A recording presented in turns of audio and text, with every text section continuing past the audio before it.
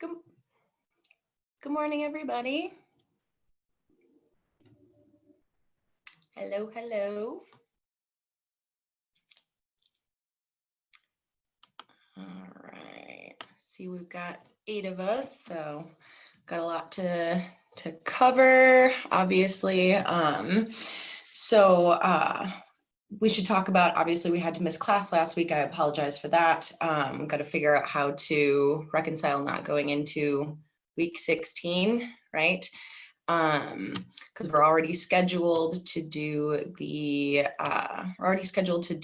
final exam on week 15. So what I'm thinking, I mean, we have 2 options.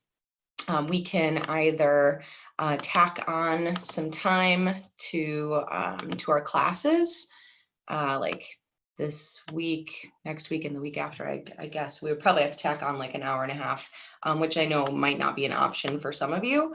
Or we can, instead of having the final exam be taken during class time, we can have it be taken on your own free time sometime during week 15. I mean, I'll quite frankly, I'll open it up right after class is over. So there's so few of us.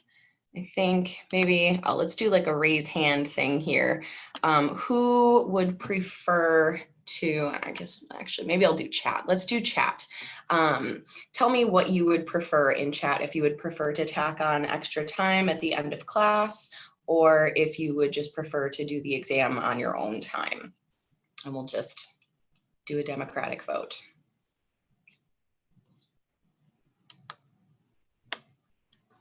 I had a feeling those would be the answers.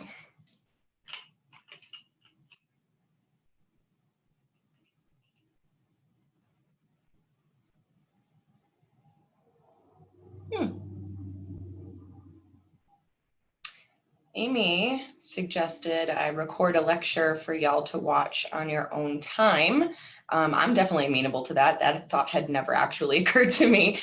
So we can take a revote. If there's anybody who would like to switch their vote to that, we could do that. Yeah, we've done that in other classes when this has happened in the past, and it's just a quick way to catch up. Yeah. Gives us like a week or two to kind of watch the materials. Yeah, I'm into that.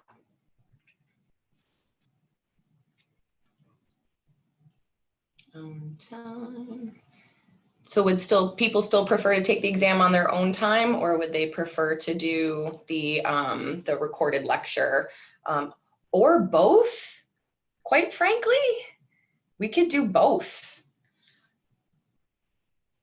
And that way y'all don't have to come week 15. You know, we don't have to do the show up at Monday at 9 a.m., which I don't love. Yeah, week 15 is busy. I know a lot of you are taking comps, if not all of you, almost all of you are taking comps. Let's do both. I think we should do both. So I will post an announcement about that. If someone would be kind enough to remind me at the end of class to post an announcement about that, just to make sure that it's like actually written and out there so we don't forget. Yes, thank you, Amy. Brownie points. Yeah, girl. I really like that idea. Okay, so problem solved. Hooray. I will warn y'all, I am broadcasting from a rural area in Indiana. I'm at my father-in-law's house. We're emptying the place. So I'm sure that my sound and my audio are not going to match up. It's going to be a little bit janky. I've been experimenting with Zoom out here. My Wi-Fi connection is sufficient. But if I do happen to cut out, because every once in a while the Wi-Fi just cuts out here. If I do cut out, I will come back. So just be patient. Yeah, I will do my best here. I'm also working from my laptop, which just makes things go a little bit slower for me because I'm used to having two screens at home. So navigating like Zoom and teaching and stuff is a little weird for me on the laptop. So we are not going to have the quiz today for those of you who were unsure or just pushing everything back. So we're treating this week as if it were week 12. So we're going to do kidney and UB. We'll do we'll do the pathologies, or I'm sorry, we'll do the review of the kidney and UB patterns, and we will prepare for the quiz, which will be next week. So, let's see. So we'll start with our lecture here today. So we need to finish up the UB and then go through the kidney. So let's see, I'm going to screen share here so we can all follow along. Okay, screen.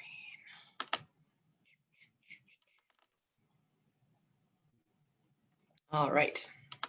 Can we all see PowerPoint? Cool. All right. Let's see. Okay. Didn't we do this lecture? Am I crazy? I thought we did this. I have like notes highlighted in the I was PowerPoint. just going to say, now that I'm bringing it up, it looks real familiar. I think we're on like Sanjiao. Yes, we are on PC and Sanjiao. Thank you. Yeah, it's been a long couple of weeks for me. There we go. I was on the wrong week. Thank you. Yeah, this looks more familiar.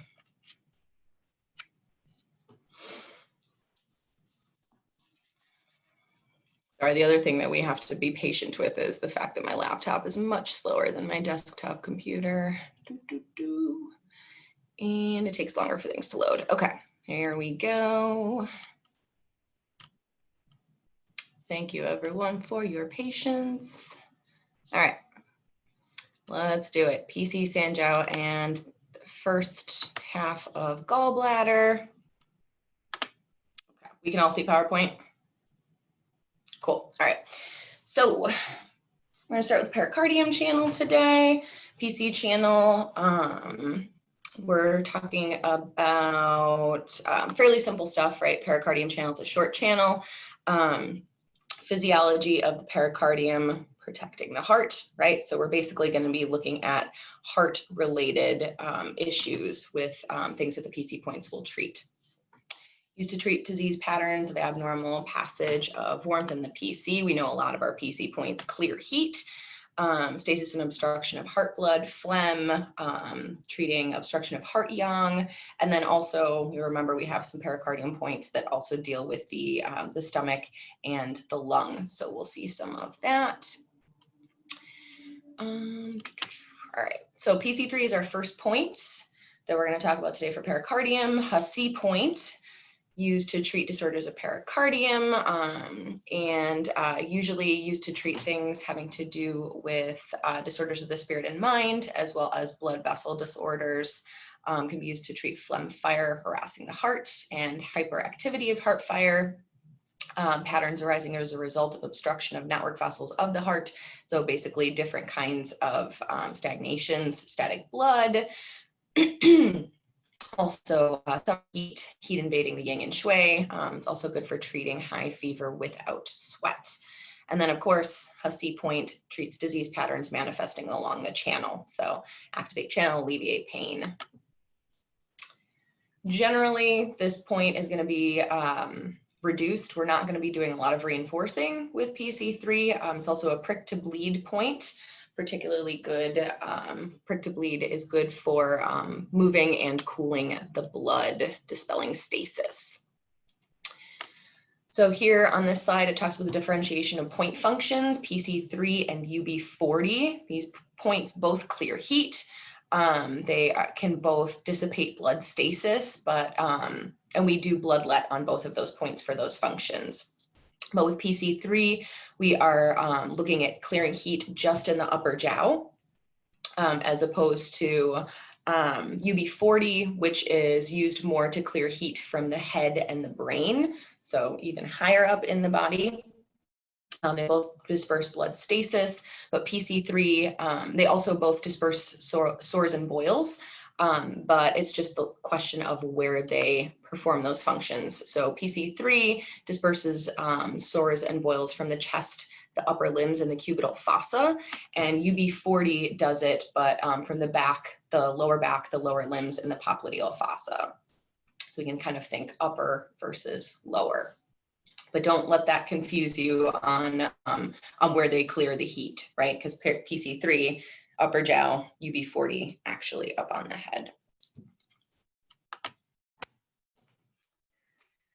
We can combine these points, of course. They have their differences, but very often we're going to combine them. We're usually going to be reducing. They can help to soothe the sinews, so to stop pain, treat hypertonicity, impaired extension in the channel areas.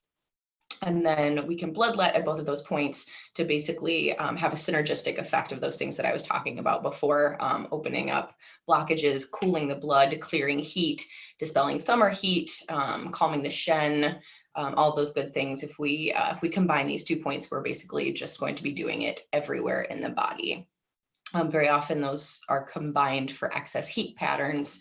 We're talking like fire, I would say, things like acute fever, acute vomiting, diarrhea, more serious looking kinds of symptoms, syncope, things like that. And then we have PC5. PC5 is our Jing River point, often used to treat disorders manifesting along the channel, but also for emotional disharmony. We're often going to be using reducing method with this point as well. We're going to see that with a lot of our pericardium points, just because of the nature of what they're treating. Generally, we're going to be reducing with PC5. I notice here in the notes, it does say reinforcing may stagnate. So that's another one of those points where, excuse me, I'm allergic to everything out here. This is another one of those points where reinforcing may stagnate. So we have to be careful to make sure that that we are doing proper diagnosis and proper treatment methods here. PC5 often used to treat qi stagnation, qi disorders, so counterflow, things like that, stagnation, disease patterns due to obstruction of movement of qi. So this is talking about emotional aspect of qi stagnation. So mental disorders caused by excessive thought and preoccupation, anger, other emotions, things like that. And then of course, PC5 is one of our malarial disorder points, of which we have a few. There's typically 3 that we talk about, and PC5 is one of them. Actions for PC5, we can see here there's a lot more going on for reducing method than there is for reinforcing. So reducing method, that's going to be generally what we're doing with this point, unless we are trying to specifically strengthen the sinews and supplement deficiency, then we would use the reinforcing method. But again, remember that we have to have adequate diagnosis. We have to have correct diagnosis in order to use the reinforcing method. Otherwise, we could end up making the patient worse. Differentiation of point functions, PC5 and liver 3. We're talking about moving qi, right? We know that liver 3 is a strong qi mover. PC5 is also a strong qi mover. PC5 is working kind of in the chest and the diaphragm, also in the excuse me, in the hypochondrium, the upper abdomen, the shoulder, the back, the lower back, the upper limbs. Kind of all over the place, channel from qi stagnation due to liver qi stagnation and or qi or blood stagnation. So PC5 can be used to treat liver qi stagnation issues. Treats disorders of liver, gallbladder, even spleen, stomach due to emotional disharmony, causing qi stagnation. So if we have like liver or gallbladder overacting on spleen or stomach, wood overacting on earth, we can use PC5. Then we're talking about liver 3. You can see that the areas that it treats, the areas of the body, there are fewer of them. So PC5 is more widely applicable. But liver 3 also has the actions of handling menstrual disorders. So also disorders of genitals, eyes, face, and vertex. So just different applications. But then of course, every time we talk about differentiating these points, we have to talk about putting them together, because really more often than not, that's what we're going to be doing in real life. So combining these points, of course, is basically just going to enhance these effects. It's a synergistic effect when we put them together. We're really going to move that chi everywhere in the body when we put these together. All right, some point combinations here for PC5. Combined with stomach 36 and Ren 12, this is going to move chi, harmonize the middle jiao. If we combine with Ren 12 and stomach 40, of course, that's going to help to harmonize the middle jiao, but also get rid of phlegm, particularly stop vomiting. If we combine PC5 with liver 14 and GD 34, that's going to be working on liver and gallbladder, basically just really, really moving chi strongly. And then with stomach 25 and stomach 37, that is, of course, going to free the intestines and dispel turbidity. So that's going to work on the digestive system.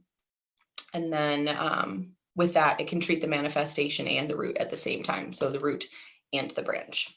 We've got the PC5 for regulating chi and the stomach 25, stomach 37 for basically just doing the branch and getting the digestive system back on track.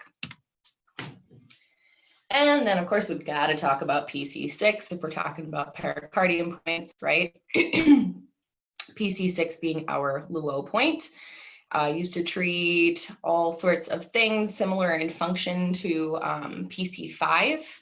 Has the action of regulating chi, dissipating stagnation of the heart. So we will talk about PC5, 6, and 7, which students often get confused about.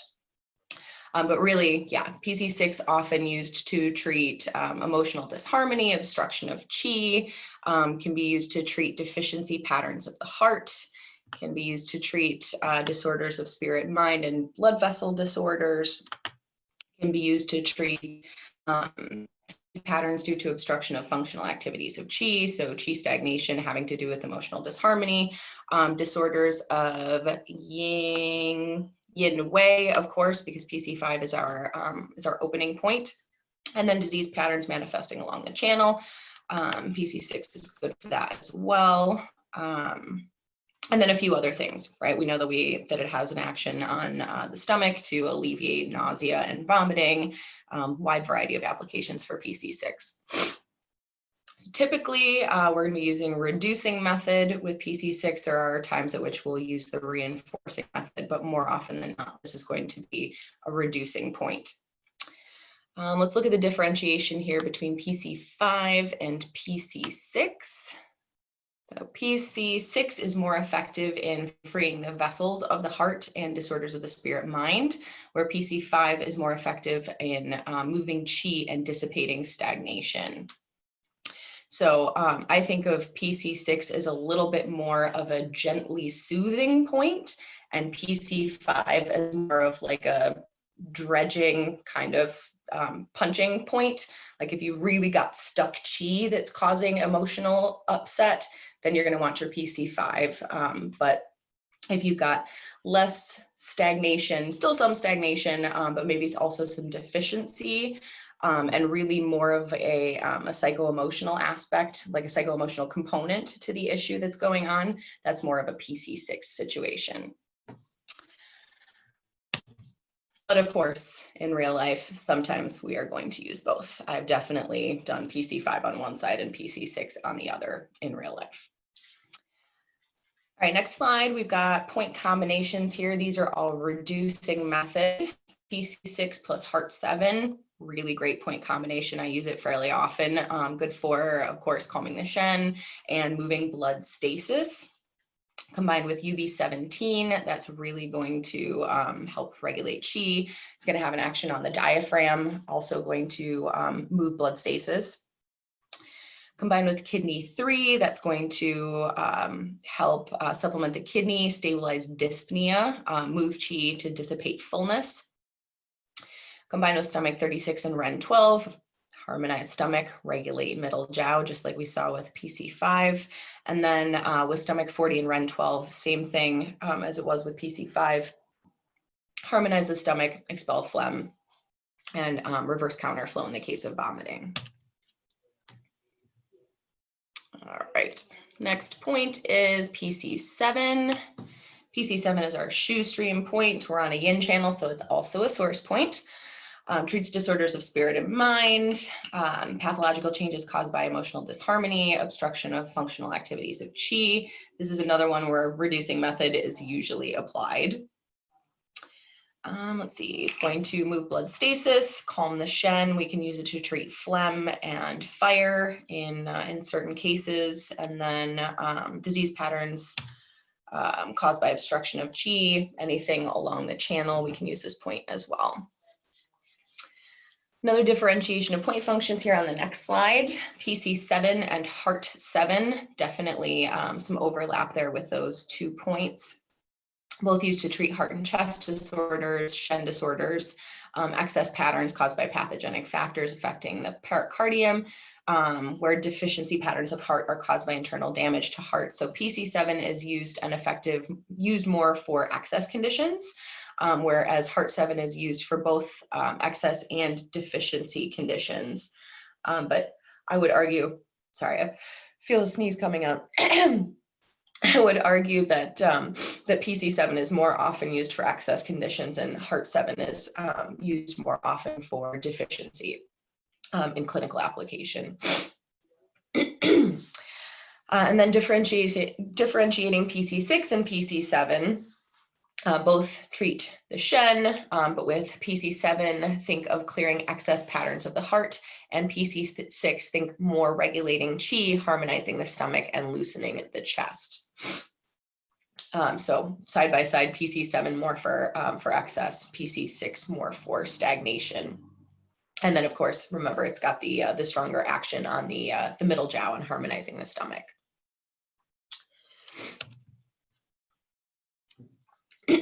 All right, combinations with stomach 40, good for phlegm, with stomach 40 and Heart7, good for phlegm affecting the Shen. With spleen 6, going to move blood and dissipate qi stagnation. With UB 15 and 17, that's going to really help free up heart blood and move blood stagnation. We can add PC7 to 4 gates, which is a really nice point combination that's going to help calm the liver, extinguish internal wind, and open the orifices and calm the Shen. And then with spleen 6 and prick to bleed on PC3, it's a great point combination for clearing the yin level, cooling blood, and relieving toxicity when you have toxic heat. Susie, Yes, my dear. did you say that one of those combinations was called 4 gates? Like Yes. the second to last one? Mm-hmm. Yep. So Li4, liver 3. The second to last bullet point here, that is 4 gates. So if you do it bilaterally, you would have 2 Li4s and 2 liver 3s, hence being the 4 gates. It's basically one of the strongest qi moving point combinations that we have. Basically just really, really like moving the qi in the entire body, freeing things up. Cool, thank you. Mm-hmm. Okay, next slide here. These are just a few other or a couple other PC points to consider. PC4 being the qi cleft point. This is the #1 point for blood stasis in the chest and heart. So important point for that. And then PC8 is our yang spring point. This is the #1 point to clear heat from the heart from internal disturbance, especially having to do with liver fire rising. Very useful points. Next up, Sanjiao. So Sanjiao channel, lots of crossing points. As far as the physiology of the Sanjiao organ itself, this is known as the external fu organ of the internal zang organs. It is located in all 3 jiaos because it is all 3 jiaos. Governs all types of qi, frees the water passages, and acts as a passageway for the entry and exit of water and grain. It's involved in the disease patterns of all of the Zang Fu organs, so literally everything. Remember that we have UB39 as our lower Hussey point for Sanjiao, just like we have a lower Hussey point for our large intestine. Typically, our Sanjiao points are not going to be used to treat the Sanjiao organ, just the way we saw with the large intestine and the small intestine. I should mention that as well. The first point we're looking at today here for Sanjiao is Sanjiao 3. Sanjiao 3 is our Shu stream point, used to treat pathological changes along the pathway and all the way up to the head due to heat harassing the channel. So that's really what this is. This point is more often than not going to be used to treat. If we're reducing with this one, we can clear and diffuse qi and the Xiaoyang. We can actually add moxa to that to help clear, to help warm cold and dissipate stagnation. And the reinforcing method is more often than not going to be used for strengthening sinews and supplementing deficiency. Sanjiao 5 is our next point. Sanjiao 5 is our Luo point, also the opening point of the Yang Wei Mai. This point is often used to harmonize the Xiaoyang. It's also good for clearing fire, used to treat pathological changes along the pathway as well. But it's an important point to treat externally contracted exterior patterns, whether it's wind cold or wind heat. This is this is an important point to release the exterior. We're very often going to see Sanjiao 5 in point combinations where we have an external invasion. Very often we are reducing with this point. That basically satisfies all of its different actions with reducing, not really many applications for reinforcing for this point. As far as point combinations go, obviously we often combine Sanjiao 5 with GB41. That's going to communicate with the Dai Mai and work along the channel pathway. And then Sanjiao 5 with GB40, those are two other malaria points. So Sanjiao 5 GB40, harmonize Xiaoyang, clear early stage hepatitis and malaria. Some point combinations here with Li4 that's going to help release the exterior, clear heat and wind, particularly when pathogenic factors are attacking the head and the face. We can combine with Sanjiao 21 or GB2. That's going to help open up the ear. You can combine with UB1 or GB20 to have an effect on the eyes. Combined with lung 7 and GB13, stronger action on dredging Wei Qi, release exterior, diffuse lung Qi, calm cough. And then another really great point combination, Sanjiao 5 and Du 14 to release the exterior and help reduce fever. All right, next up, Sanjiao 6. This is our Jing River point. This is effective for treating constipation and pain in the hypochondrium. More often than not, this is often referred to as the constipation point. So when I'm using Sanjiao 6, most of the time I'm using Sanjiao 6, I'm using it to treat constipation. We're talking about issues with qi transformation causing constipation. So some sort of impairment, usually in the middle jiao, having to do with impairment of transformation and digestion, absorption, distribution, discharge of water and grain. So some mechanism isn't working properly. More often than not, reducing method with Sanjiao 6, just like with a lot of our other points on the Sanjiao channel. We see we've got some point combinations down here, GB34, that's going to have a strong effect, particularly on the hypochondrium, moving qi. And then we can see here the other 3-point combinations, they're all having to do with freeing the stool. You can see that for every single one, and free the stool. So basically we're just looking at what do these other points do in this point combination. If we've got stomach 36, stomach 44, we're thinking probably clearing heat. Stomach 25, stomach 37, that's really just going to, that's more of a branch treatment. That's just going to move and free the stools. With kidney 7 and spleen 6, that's going to be having more to do with dryness, right? So nourishing blood generating fluids, moistening intestines, and freeing the stools.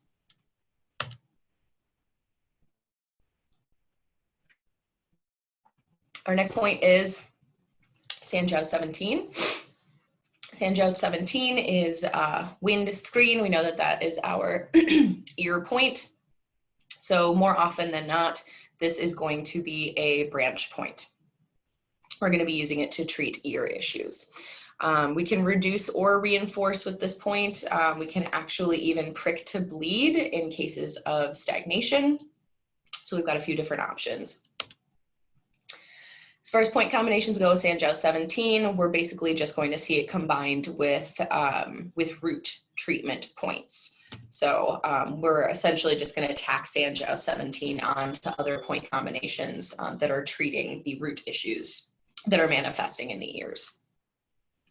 And then, of course, it'll be combined with other local points, things like GB2, Sanjiao 21, other local points. Okay, other Sanjiao points to consider. There are a few here. Sanjiao 2, Ying Spring Point, great point for clearing heat, and especially from the upper jiao and the heart and the ears. Sanjiao 4 is the source point. That's an important point for tonifying source qi. Sanjiao 14, great point for dispelling wind damp and benefiting the shoulder joint. That's a local point. Sanjiao 21, another important point for ears. And then Sanjiao 23, just a great point for wind and pain in the face in general, whether it's the ears or the head or the nose, even the jaw. That's got a wide variety of applications. Excuse me, I apologize for being so very sniffly. I didn't know it was going to be this bad. All right, next up is GB channel. So gallbladder channel, we know that was the fun one that we got to do together. We all remember trying to memorize that GB channel pathway. Here's a reminder of all of the crossing points on the gallbladder channel. I know lots of different intersections with other channels. As far as physiology of the gallbladder goes, we're talking about storing and secretion of bile, helping with digestion, and then having an influence on decision making and judgment. So that's what we're going to see in action with our GB points. Pathology manifests as fire, often due to yang hyperactivity or gallbladder deficiency. They're often combined with liver points. We also deal with heart and gallbladder, phlegm, fire harassing the heart. So we'll see some of that in some of our GB points. First point is GB2. So this is another kind of local point. It is going to be, when it's combined with other points, it's going to be a branch, it's going to be a branch point. So it'll be combined with root points to treat the root issue. Can treat the ears, the teeth, the jaw, and the cheeks, depending on what other points we're combining it with. We can reduce or reinforce with this point, depending on what we're trying to do. We can even use cooling method or prick to bleed if we're trying to discharge stagnation of blood. Okay, oh, this is the one that was weird where we just do this one point on the channel. Yep, all right, so some other GB points at the beginning of the channel to consider. GB1, another local point specifically for the eyes. GB8, that's our alcohol intoxication point, going to harmonize the diaphragm and stomach, treat vomiting. And then GB14 is, that's the one that's right here, right? Benefits the eyes, eliminates wind. That's the point that treats inability to get warm despite wearing much clothing and shivering and aversion to cold on the back. So that's the patient who, no matter how many layers they put on, they're still cold. That's our GB14. All right, let's do a case study. Unless anyone has any questions, we'll just jump right in. Male, 25 years old, chest pain for 2 years due to wrenching and sprain during physical exertion. And more information on that manifestation: pain in the sternum and anterior chest, severe pain when coughing, sneezing, breathing deeply, and carrying heavy items. Belches would not rise. There's a sense of constriction in the throat, shortness of breath, and lethargy. Pulse is deep and rough. The tongue has speckles and a thin white coat. So I want you to give me a pattern treatment method and a few points. We'll take like a few minutes and come back and discuss.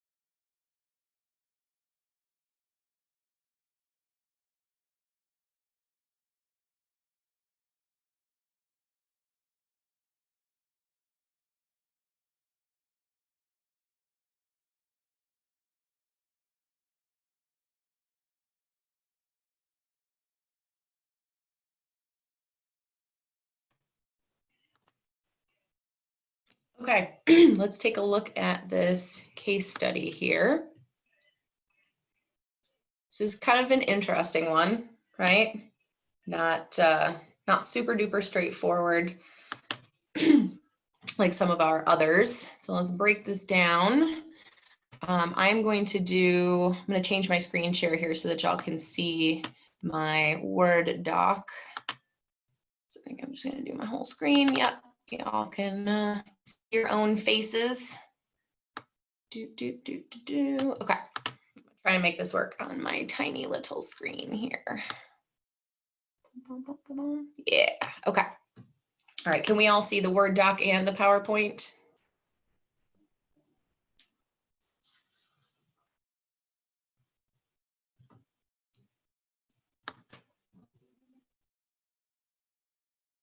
Okay, all right.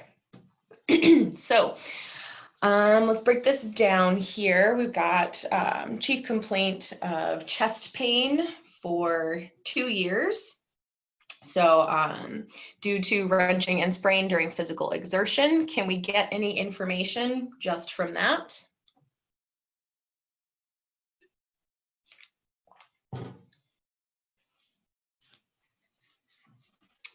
Oh, that's right, I gotta do chat too. Good morning, this is Wynette. The situation. Hi, Hi, glad you're feeling better. thank you. Situation, we can put it in a chronic position. Yes, ma'am. Chronic. 2 years, definitely chronic, not acute. Due to wrenching and sprain during physical exertion. Does that tell us anything?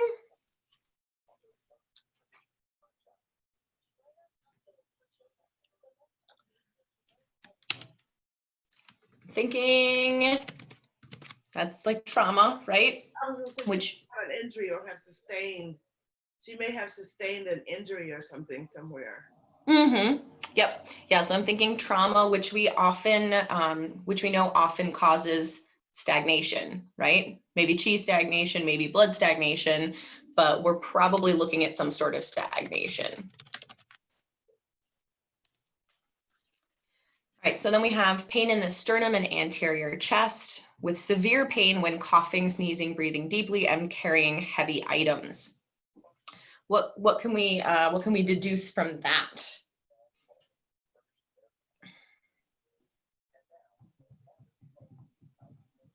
He has some like rebellious chi going on.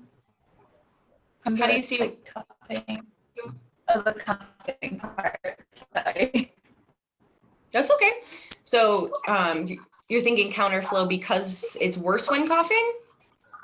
Oh no, just I don't know. I guess never mind. Okay, that's all right. I was thinking chi stagnation. She's got Mm. stagnation going. Why would Possibly you? stagnation going on. Why would you say that? As soon as I read this, I thought about myself when I was in the car accident and I cracked my sternum and didn't know it. And that was all of the things that happened. That was how sensation. That's how I had to go back to the doctor and say, hey, can you do an x-ray of my chest? Because something is going on. And that's when it was determined that I had the seatbelt had cracked the sternum. Oof, So very that, unpleasant. that just popped in my head when I saw these particular manifestations. So Okay, so personal experience, that's fair. I'm definitely.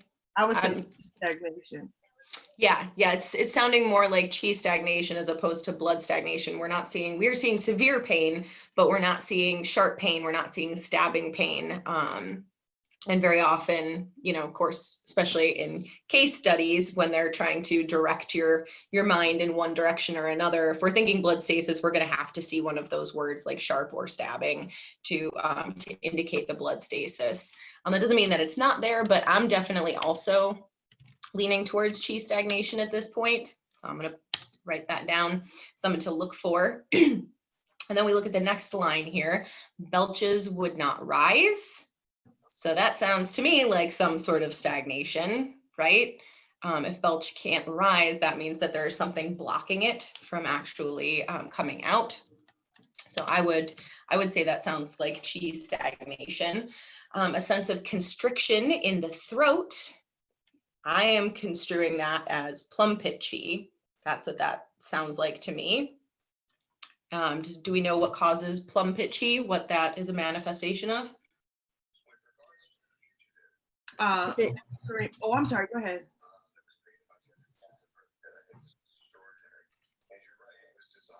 Someone else was going to say something?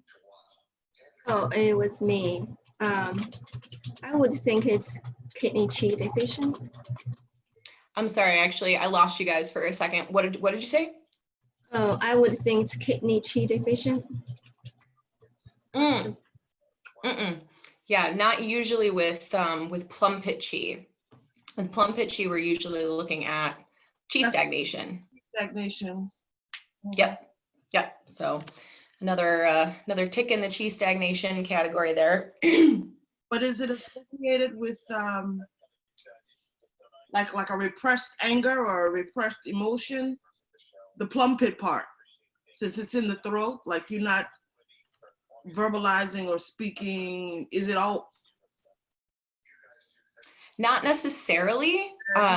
It's often associated with that, but it doesn't have to be caused by that. Okay. Yeah. It's very, very often, very, very often accompanied by, but not necessarily cause and effect kind of thing. All right, here we go. And then we have shortness of breath and lethargy. So what do we think when we're thinking usually of shortness of breath and lethargy? What's the first thing that comes to mind?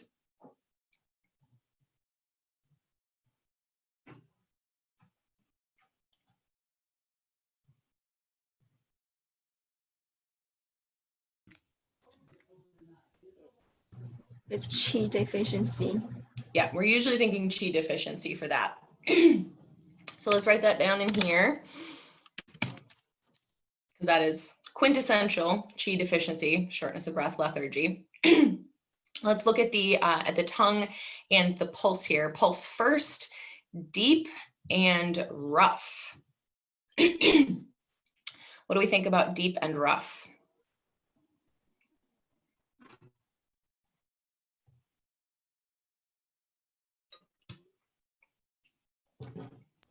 Rough is not a word that we very often see, right? What do you think, Xiao?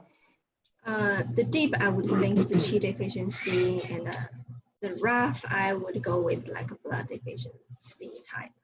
Oh no, I mean stasis. Yeah, it sounds stasis-y to me. Deep, we don't necessarily think chi deficiency, but it can be associated with that. So maybe some chi deficiency here, and definitely rough sounds like a stagnation thing.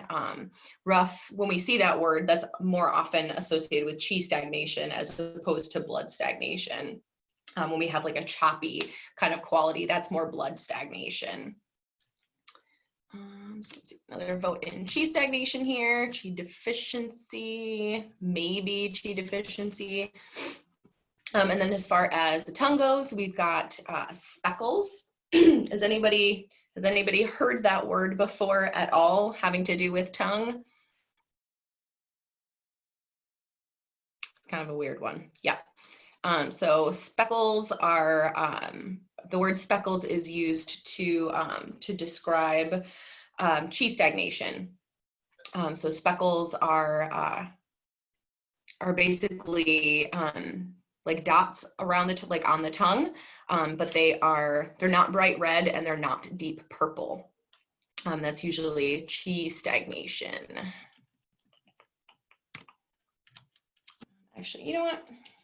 I'm gonna try for next week to find an example of a picture of what tongue speckles looks like, because I just gave you a really shoddy description, and I'm sure that none of you are actually satisfied with like imagining what that looks like. So I'm gonna see if I can go through Machiocha and find tongue speckles. They look like freckles. Yeah, they kind of do. Excuse me. All right.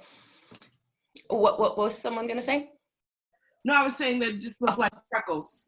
Yes, yeah, they do. They look like tongue freckles, for lack of a better term. All right, so we've got a little picture that we've started to form here. We've got chronic, we've got trauma, stagnation, qi stagnation, qi deficiency. So who is willing to take a stab at fleshing that out into a pattern?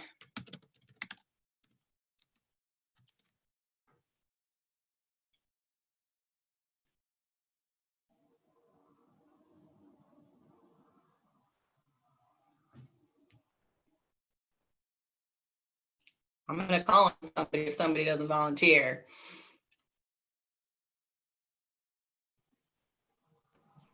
Could it be something simple like qi stagnation with underlying qi deficiency? Could be. Yeah, I like that.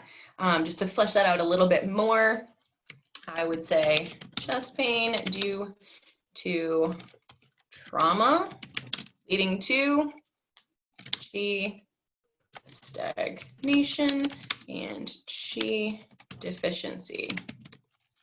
That's it.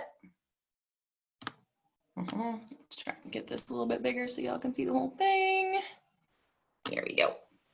Wait, so Susie, this would not be like a B trauma, would it? Mm, Is that more short term? Yeah, and usually with B, we have some other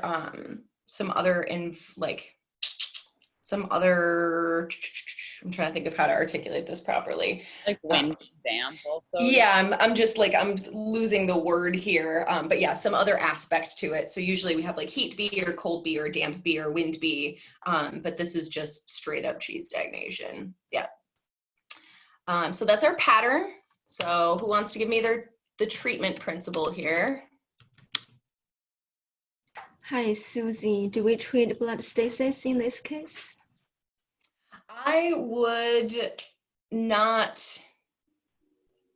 be picking like blood moving specific points over qi moving points. For this, I would go for more qi moving than blood moving. Okay, thanks. Mm-hmm. I'm gonna give you my treatment principle. All you gotta do is answer the questions that are pattern presented.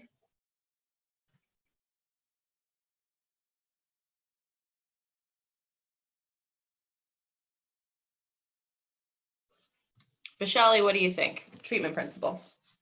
Okay, the treatment principle will be, oh, did you call my name? No, yeah. Oh, I sorry, said sorry. Vishali. It's okay. Go for it, Vishali. Okay.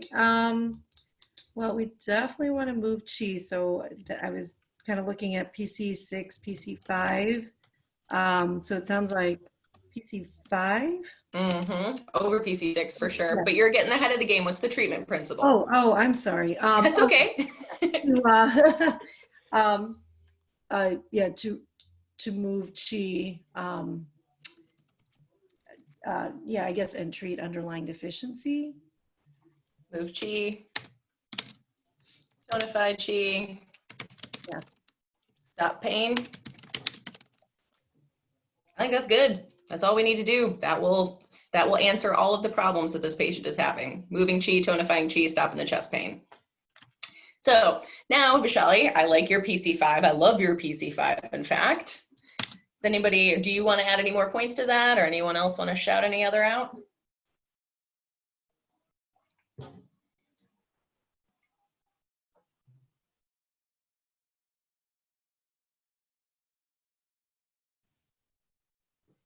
GB34. Did you say GB34? Yeah. We could do that. Why do you like GB34? For the vessels and to alleviate pain. Mm-hmm. Yeah, I would put that in my bigger point combination. What else? Liver 3 and large intestine 4. Liver 3, alive 4. Yeah, we could do that.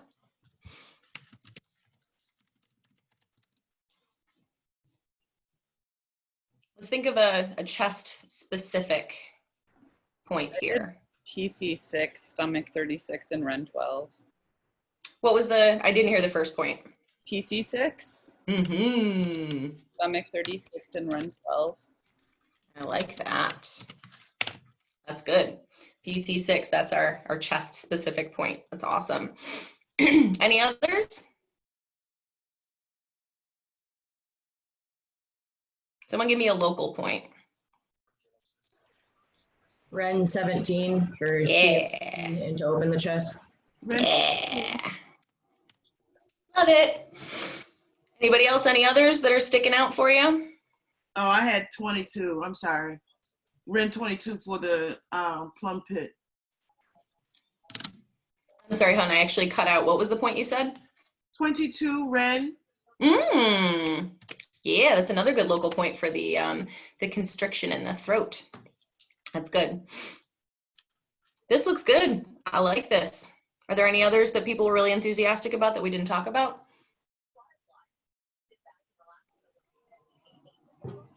Okay, I'm happy with that. Wait, sorry, it took me a minute to unmute. Lucy, it's Christy. Hi. Hi, I for plum pit chi and stuff, I had learned that liver 14 kind of puts the chi where it needs to go if it's ever stuck somewhere. I'm sorry, my dear. I cut out again. Can you repeat yourself? Sure. Liver 14 helps with, like, if there is plum pit chi where the chi is stuck, liver 14 puts the, like, rubbing it. Yeah. I know that, but it will put the chi where it needs to go. Yeah, I would. If this were my patient, I would throw liver 14 in there for sure, for sure. Sorry for the late response.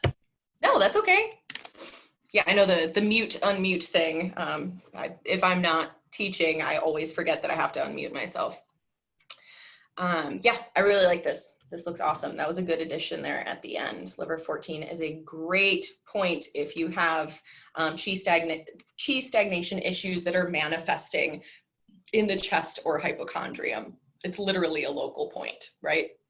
Sixth intercostal space, forsoon lateral to the midline. That's going to treat the chest.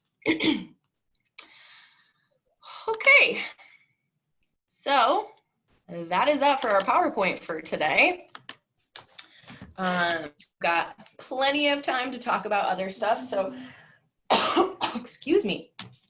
We will dive into, which will also be short, right? Let's dive into our patterns here, PC and Sanjiao. Oh no, my little bookmark. There we go. All right. We'll talk about, excuse me. We're actually, where is intestinal lung? We actually don't really have a lot of pericardium or Sanjiao pathologies to talk about. Excuse me. Just because we know that pericardium deals with the heart essentially, and the Sanjiao doesn't really have its own, many of its own patterns. Basically just heat manifesting. So let's talk about, trying to find my pericardium here. PC, all right. Uh-oh, all right. Oh gosh, you know what guys, I'm getting I need to log off for just a minute. I'm gonna try and do something to make my computer go a little bit faster because I'm cutting out a lot now. So just give me like literally just hopefully like 90 seconds. I'm gonna leave the meeting and I'm gonna come back. So don't go anywhere. If y'all can even hear me because it looks like I'm skipping again. I will be right back. I'm gonna stop the share here just for me. Oh God, do I have to assign a host? All right, Alyssa, you're gonna be hosting while I leave. I will be right back.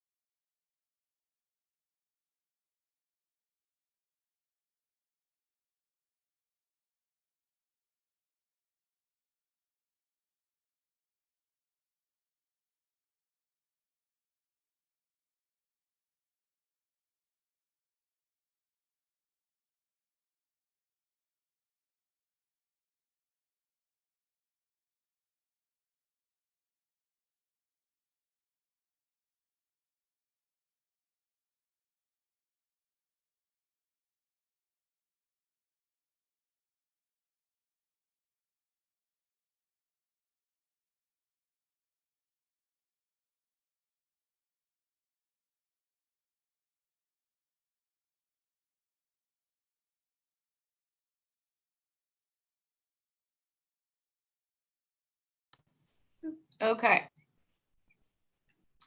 I'm hoping this will help. It might not. Thank you all for not leaving. Okay, so we are talking about pericardium pathologies. There are a few. There are a few to talk about here, not many. First of which is heat in the pericardium. Let's try and I'm gonna do my screen share here again.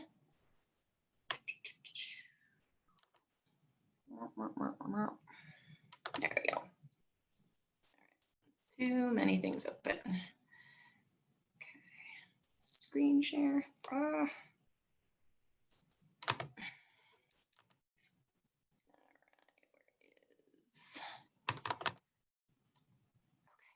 right.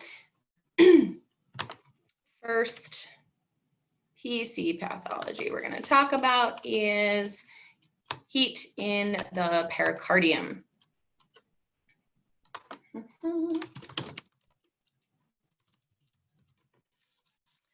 So we'll talk about excess patterns first. Sorry, I should break that down like I usually do. So heat in the pericardium, we're going to be seeing, what do we think we're going to be seeing if we've got, excuse me, a pattern like this? What are we thinking? Signs of mania. Yeah, definitely. Or shit. Yeah, symptoms. What did you say? I get confused sometimes because I want to say mania, but I think mania is just one aspect of a Shen disturbance. That is correct. One potential aspect, like a potential manifestation of Shen disturbance. Yeah, you are correct. So they yeah, change it to Shen disturbance. Well, I would say that for heat in the PC, mania is like that specific manifestation is accurate. Yeah, absolutely. You're going to have things like incoherent speech, mental confusion. That's mania. Could potentially be mania. So let's dive in there. Raving, incoherent speech. We could also see actual, I cannot spell A, H-I. So just basically not speaking. And then we're gonna see some overall heat signs, right? So fever, especially at night, just overall heat. So like, I'm trying to think, body feels hot. There's definitely going to be a subjective sensation of heat for the patient in this case. And then you will also see potentially macules.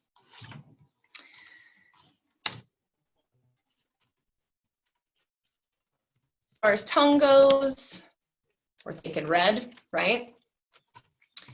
Do we think that we would see a coat in this case? A tongue coat? I agree.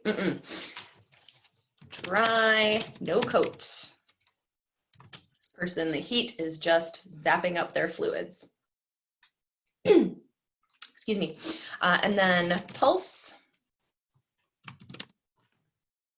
We are going to have actually a fine and rapid. So fine and rapid. So fine is a word that I found in one text, but we can also think thin. And in this case, the reason why we're seeing that in the pulse is because we have zapped the fluids. So there just isn't as much blood in the vessels anymore. So that's pretty much it for heat in the pericardium. And then we have kind of the next step of that, I guess, which is pericardium fire. So we know we go from heat. If it gets worse and worse, we call it fire. So fire. in PC. What do we think we're going to see with this?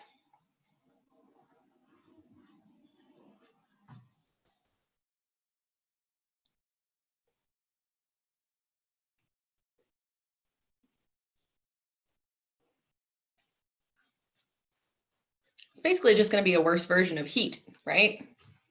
Everything just worse. So for fire in the pericardium, we are actually going to see palpitations with this one, because as opposed to the heat, kind of just sitting on the outside at the pericardium, if we have PC fire, it is going to affect the heart specifically. So we will see palpitations.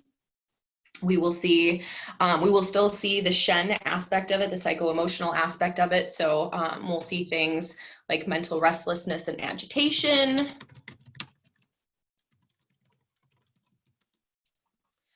Insomnia, dream disturbed sleep. So kind of this picture of the heart itself starting to be more affected.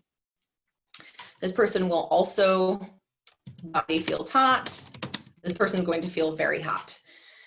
They will probably have a red face. We're still going to see macules, but we can also see mouth and tongue ulcers.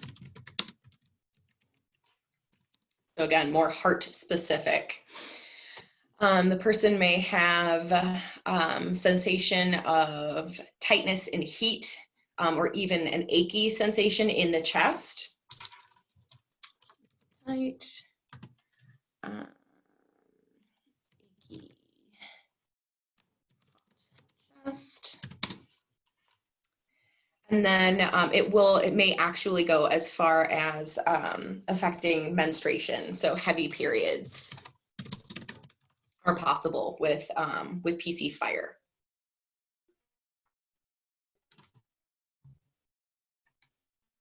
And then the last thing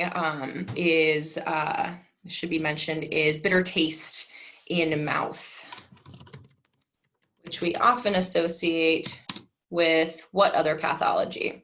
Who can tell me? Liver fire? Yep, liver fire rising, yep. But we also see in PC fire as well. So bitter taste in mouth.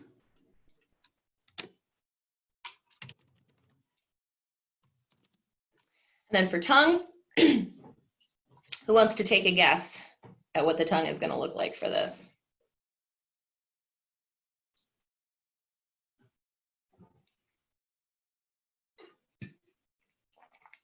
What color is the tongue body going to be? Not a stretch of the imagination. Be like red and like peeled kind of. Definitely red, yes. It is going to, it may even have a center crack reaching the tip.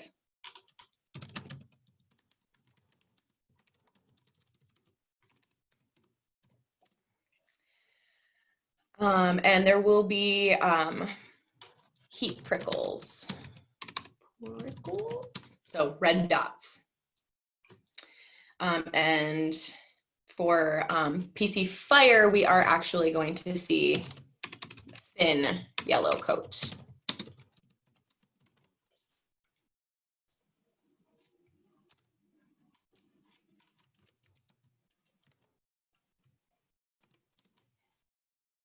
And then for pulse, anyone want to take a stab? What do we think about speed? Are we thinking slow or are we thinking rapid?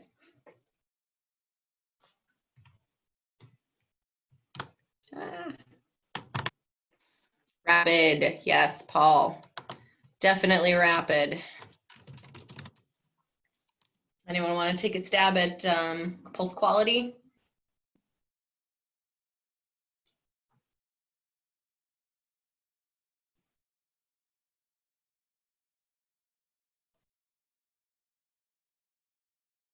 We're probably guessing something strong, right?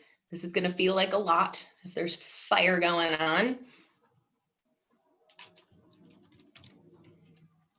Bounding. What word did you use? Bounding. Bounding. Yeah. Bounding. Sometimes we will actually see a hasty pulse with this. So it will actually affect the rhythm. So hasty is rapid and irregularly irregular. Yes. So kind of random intervals. You'll feel the pulse kind of stopping and starting. And that is it for fire in the PC.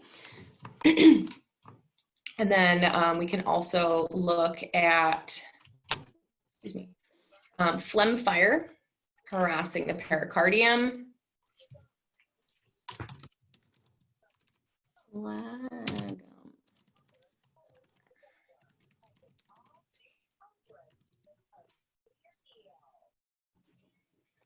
For this one, we're going to see the fire in the pericardium, signs and symptoms, plus phlegm stuff, right? Phlegm affecting the Shen.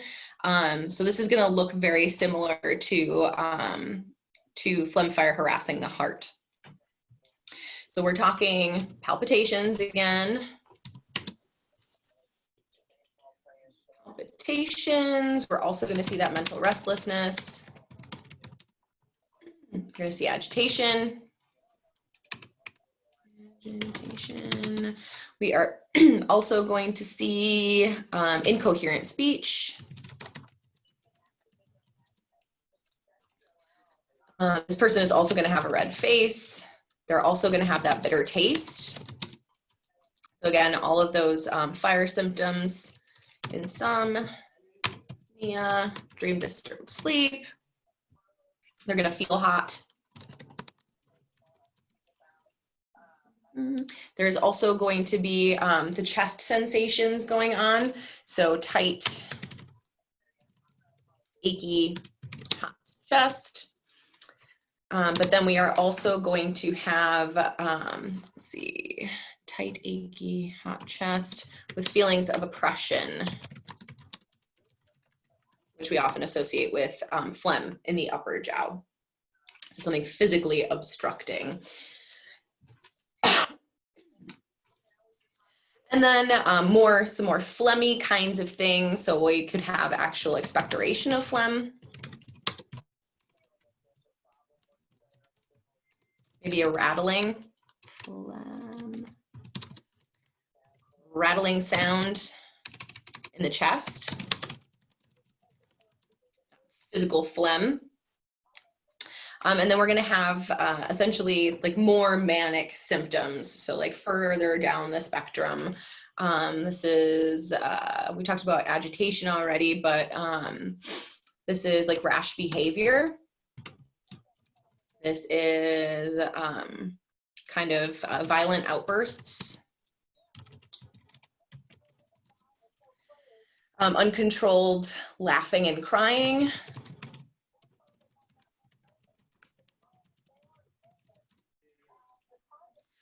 We may also see the more depressive side of phlegm, things like mental depression and dullness. We might see muttering to oneself. And sometimes withdrawal. So basically just going into oneself. That's everything. Yeah, that's just about everything. Got bitter taste here. Bitter taste. Talk about that. Yeah, okay. All right, those are all the hits. And then let's talk tongue and pulse. Tongue, what are we thinking for tongue for this one?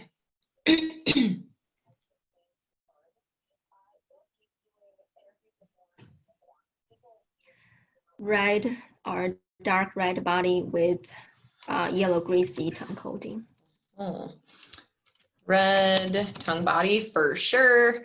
Also going to have that center crack to the tip, that heart crack. Then we are going to have a yellow coat. Oops. Yellow coat. But it's not going to be greasy. It's going to be dry and sticky. Yellow, dry, sticky. Because we've got the phlegm and the fire.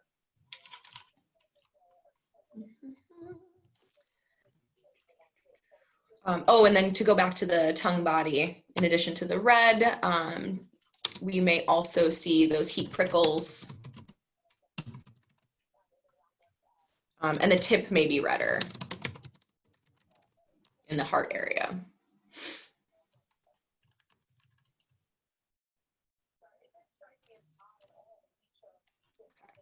And then pulse, probably rapid, right? If we've got fire, I'm thinking rapid.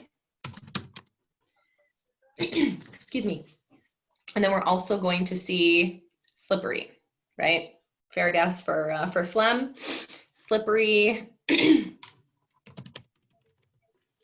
Also, maybe wiry.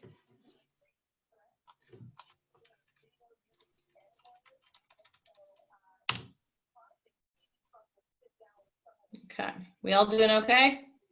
So far, so good. Okay. Hey, Susie, I have a quick question. Shoot. So would you expect, I mean, at least it seems like with the first one with heat in the pericardium, that there would be enough heat that there would be yin deficiency?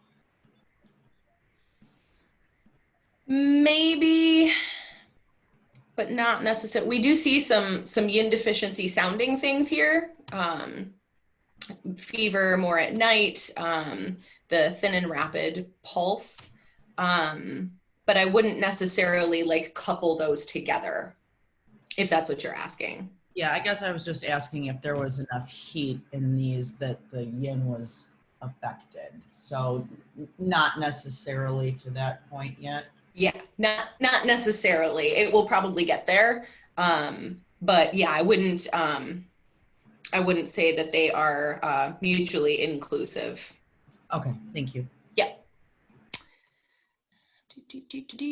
Okay, good question. Any other questions before we kind of keep rolling on? Hey, that's funny. Talk to text. All right. Okay, so any other questions about PC stuff before we move on to more PC stuff? We talked about the excess. We need to talk about one more excess pattern here, which is blood stasis in the pericardium. So for blood stasis in the pericardium, we are looking at, I'm sorry, there are two more. We got to talk about chi stagnation, of course, as well as blood stasis. So for blood stasis in the pericardium, we are looking at, what do we think? If we're talking blood stasis, there's going to be a certain kind of pain. Stabbing. Yes, stabbing, sharp, something along those lines. Where? Probably not in the foot, right? In the chest. There it is, in the chest. Oh, another word that they sometimes use is pricking. So I'm going to put that on there. Pricking pain. In the chest, sometimes radiates to the arm or shoulder, arm. There may also be shortness of breath. And then we're actually going to see some signs and symptoms specifically of loss of oxygen in areas. So cyanosis. We may see cold hands. And then this will also ultimately affect menstruation. So we're going to see painful periods. Ooh, periods. And dark clots in menstrual blood. Excuse me. And that's about it. Those are the specific for blood stasis in the pericardium. So really the way that we are going to distinguish blood stasis in the pericardium specifically versus like blood stasis in the heart is going to be that, that menstrual aspect. Very often, particularly in like case study situations when they're trying to signify something. If you see all of these like upper jiao, chest, blood stasis symptoms, plus menstrual symptoms looking like blood stasis affecting the menstruation, that's when we're going to be telling ourselves, okay, this is specifically blood stasis in the PC as opposed to the heart. So let's talk about tongue and pulse. What do we think for tongue? Blood stasis, there's a color that comes to mind. What do we think? Dusky. Dusky, yeah, purple. Oh, sorry. Yep, no, it's okay. You're right, purple. Half a second late. Yes, so purple. And yeah, we're looking at purple. And then for pulse, what do we think? Blood stasis. It's a certain word that comes to mind. Choppy. That's the word. Choppy. Ooh, that's not how you spell choppy. Choppy. Maybe wiry, knotted. Those are other words that we'll sometimes see associated with that, that pathology. All right, and then we have last one for excess patterns, chi stagnation in the pericardium. So for chi stagnation, if we talked about sharp stabbing, pricking pain in the chest for blood stasis, what kind of sensations are we going to have in the chest for chi stagnation?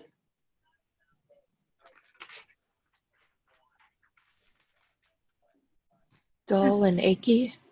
Yeah, dull, achy, maybe tight, maybe tight.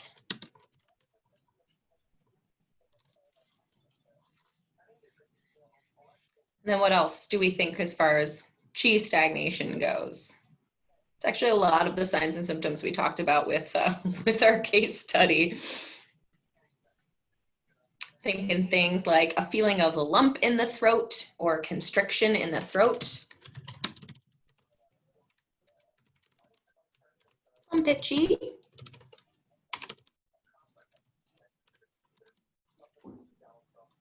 You may get irritability or depression.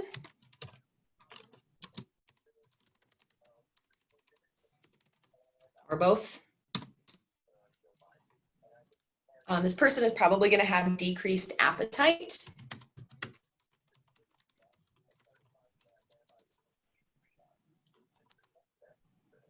Not good at spelling today. Decreased appetite. This person might have weak and cold limbs. That's a quintessential chi stagnation symptom is cold limbs. They might actually have slightly purple lips and a pale complexion.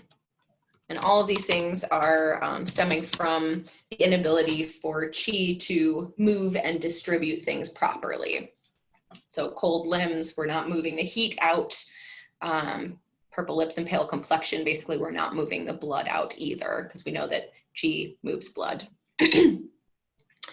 I'm trying to think of anything else. Oh, yes. And then another chest symptom, I should have mentioned this before, is shortness of breath is also seen with chi stagnation in the upper jiao in general. All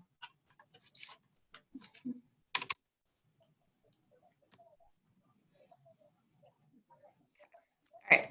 And then tongue.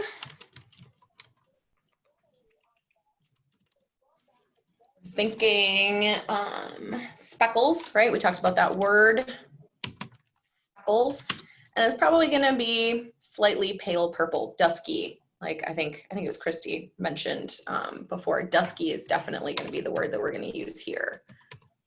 So like pale purple, as opposed to the full on like deeper purple that we're looking for the blood stasis pattern. Yeah. And then pulse. Anyone want to take a guess at what we would see with pulse?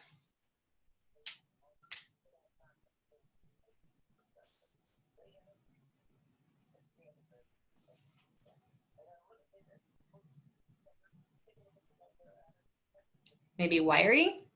Yeah, chi stagnation pulse.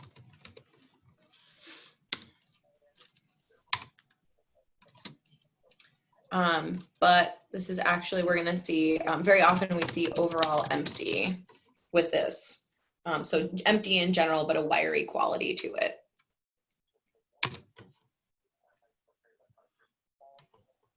Okay. I know we're in the middle of pericardium right now, but I'm thinking maybe we'll, since we're done with excess patterns, we'll take a break and come back for our deficiency patterns and then talk about talk about the quiz as well. I want to prepare y'all nicely for the quiz in the last half of class. So we'll come back in 18 minutes. That would put us at 10:46. So I'll see you back here at that time.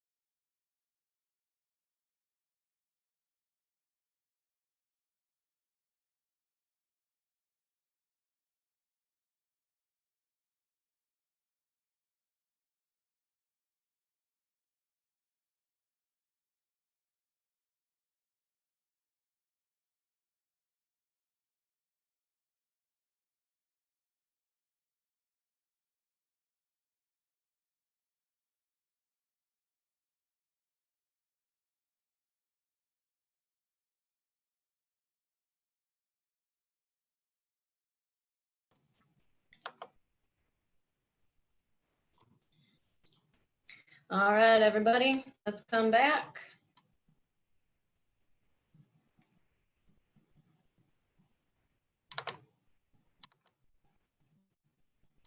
Welcome back, welcome back.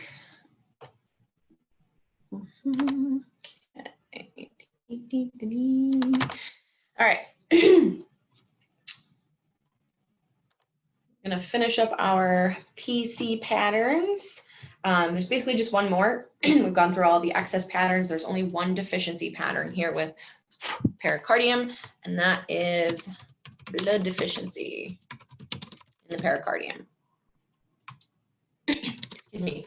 So blood deficiency in the pericardium going to look very similar to heart blood deficiency, right? Basically, just like with the blood stasis in the pericardium, the big difference between blood deficiency in the heart versus blood deficiency in the pericardium is the menstruation will be affected. So those are the things we're looking for. So blood deficiency in the PC, we are talking about, we're going to have some chest symptoms, right? Some sensations in the chest. So when we think of blood deficiency kinds of symptoms like pain and things like that, we're again looking at like a dull, achy kind of thing. There may be feelings of stuffiness or discomfort in the chest. If there is shortness of breath, it's going to be more slight. It's not going to be severe. So slight shortness of breath. We are definitely going to see palpitations. And then we'll see some more of the Shen stuff, anxiety, insomnia, just general blood deficiency, signs and symptoms, dizziness, dream disturbed sleep. When I write DDS, that's my shorthand for dream disturbed sleep. Another quintessential blood deficiency symptom, poor memory, of course. And then we're going to see propensity to be startled, so easily startled. And then some physical manifestations, more objective, dull pale complexion, pale lips. Patient might report cold hands. And then, like I said, we're going to have that, that menstruation affected as well. So either scanty periods or amenorrhea.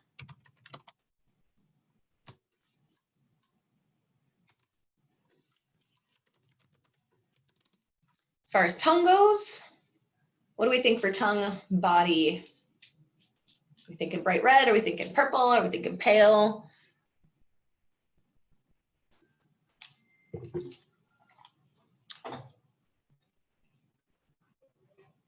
Alyssa, what do you think? So pale.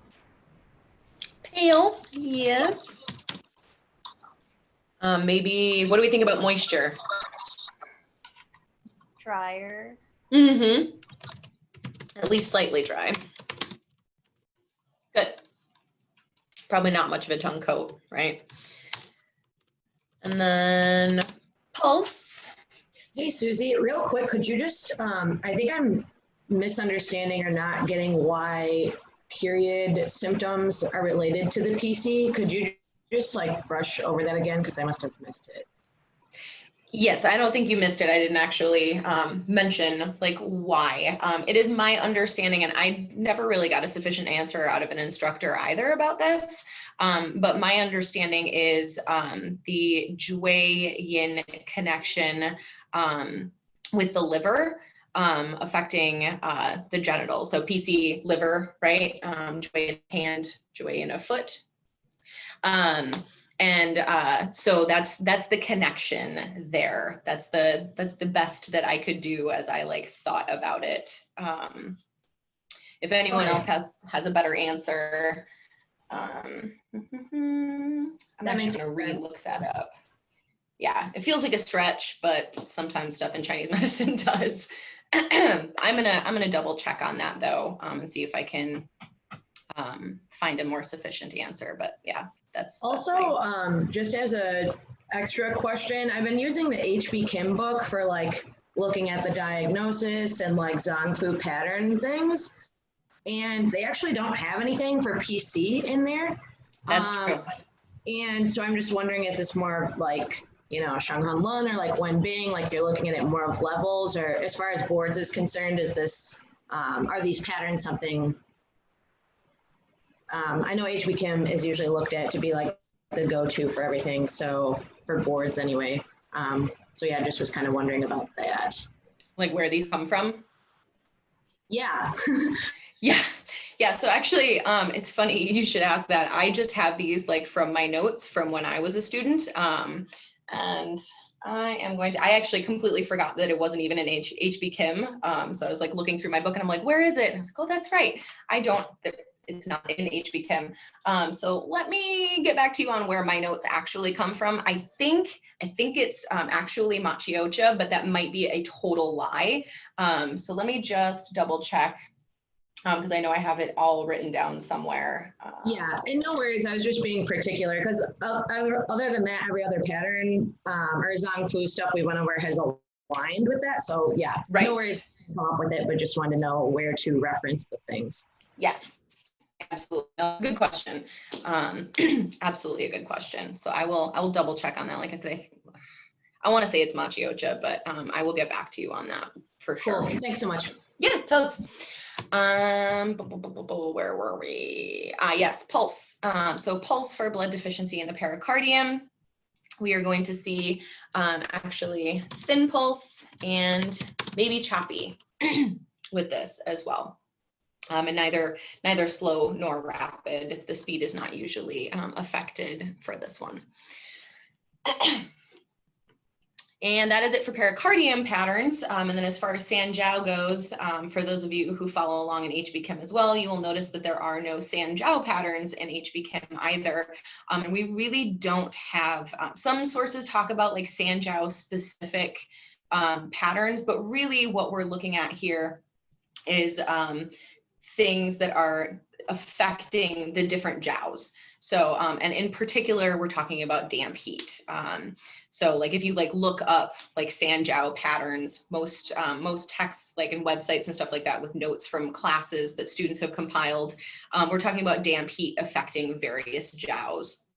So we can look at that if you want to, but none of it is a real stretch of the imagination. It's basically damp heat like affecting like the lungs versus damp heat affecting like the spleen, stomach versus damp heat in the lower jiao.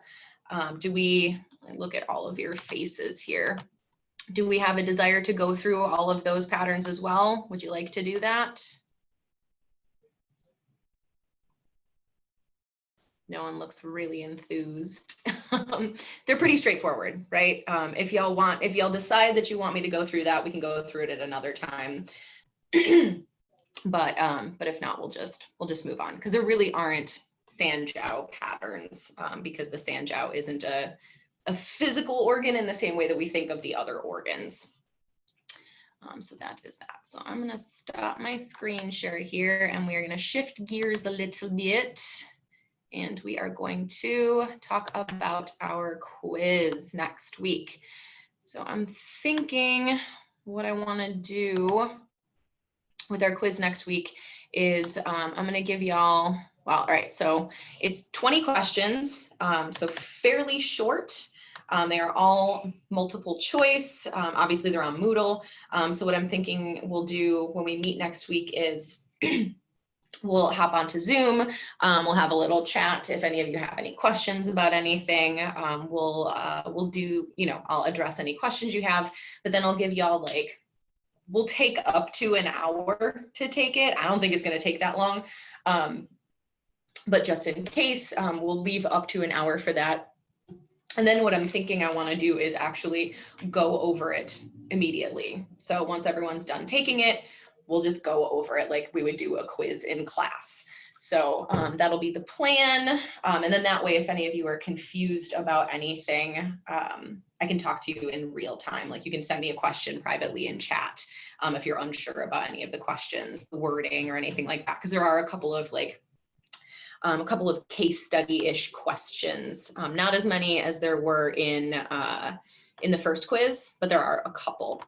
And I feel like there might be a couple of things that need some clarification. So I'll kind of just sit with my camera off and my mic muted, and y'all can refer to me if you need to.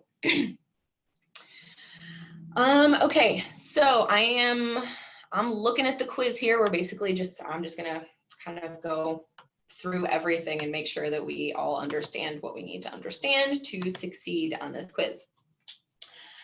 So let's talk about, if y'all want to take a second to like get your notes from the other weeks. This is going to be a review of essentially this quiz is going to be second and third circuit, sorry. So we're looking at everything heart, SI, UB, kidney, and then PC and San-Jiao. But not gallbladder and liver. Let me double check on that. We haven't gone over gallbladder and liver, so it can't be yet. Yep, nope, so just through pericardium. No gallbladder stuff, no liver stuff, and no Ren or Do, obviously. And nothing from the first circuit either. We're not going to be doing like lung specific questions or middle jiao specific questions. All right, so there's a couple of questions about impairment of the tongue. We're talking about the heart pathologies, the heart points. There were a couple of heart points that we used to treat tongue impairment issues. Who can tell me, who remembers a point to treat impairment of the tongue?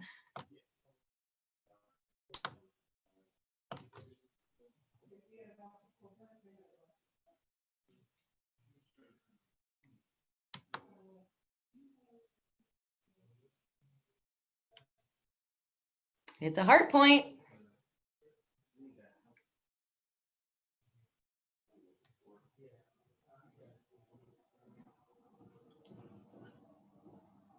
Jackie, do you remember? Yeah, isn't it heart 5? Yes, ma'am, it is. Good job. Heart 5. Woohoo. Yes, so heart 5 is kind of our go-to for impairment of the tongue. Sometimes we'll also use heart 7, but heart 5 is kind of our main one for that. If we're thinking about heart 7, which sense organ are we thinking of to treat?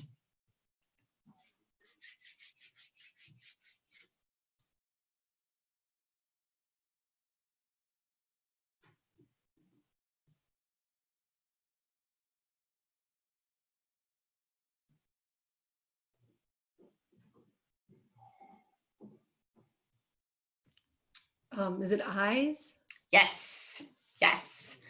Yeah, specifically heart 7 is really good for treating eye disorders associated with heart fire due to deficiency of heart blood. But for sure, when we think of heart-related eye issues, heart 7 is our go-to.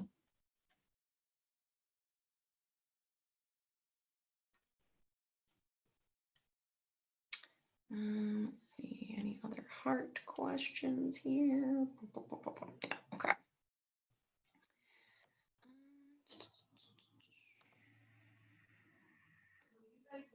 Okay, so I feel like I gave you all the information you need for that. All right, let's talk about a couple of SI points here. For SI points, which point are we thinking of for helping stimulate milk production, breast milk production, lactation? Should be a little easier. Marissa, do you remember? Yeah, I put it in the chat. Is it SI3? SI1. Sorry, I'm missing out on chat. It is actually SI1. That's our, yup. Yes, SI1 is kind of our go-to for that. Particularly when it has to do with liver qi stagnation related, so stasis as opposed to deficiency. SI1 is going to be in our point combinations for that. Who can tell me which SI point we're thinking of for something like wind cold, restricting the exterior, causing like a Taiyang headache?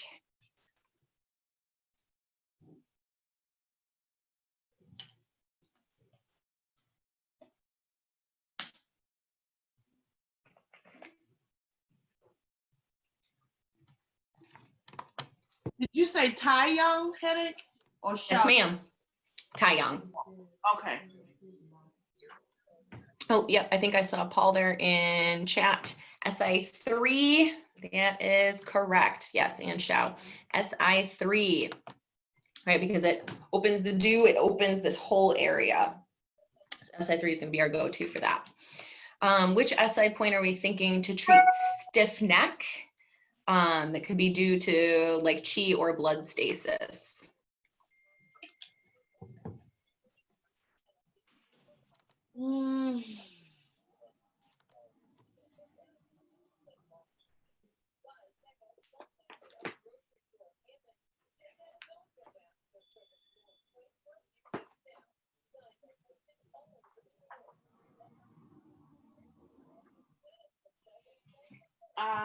I'll try. Go for it. I still want, I want to go with SI3 again. I want to agree with you. Well done. Yep. Same principle applies there, right? The reason why it works for that, same reason why it works for the other one. Just going to open up that area. All right, let's look at all right. Which small intestine point would be best for an acute warm febrile disease or a yang excess pattern leading to loss of consciousness? So acute warm febrile disease or yang excess leading to loss of consciousness, small intestine point.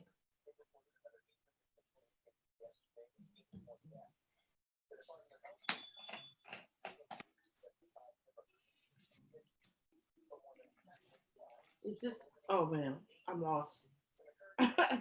Take a stab at it. I won't punch you if you get it wrong. I can't. Yeah, that is the advantage of being on Zoom. Is this the one that's specific for children? Like this warm febrile with a loss of consciousness is an occurrence that happens in children, am I correct? Could be children, could be adults. Yeah,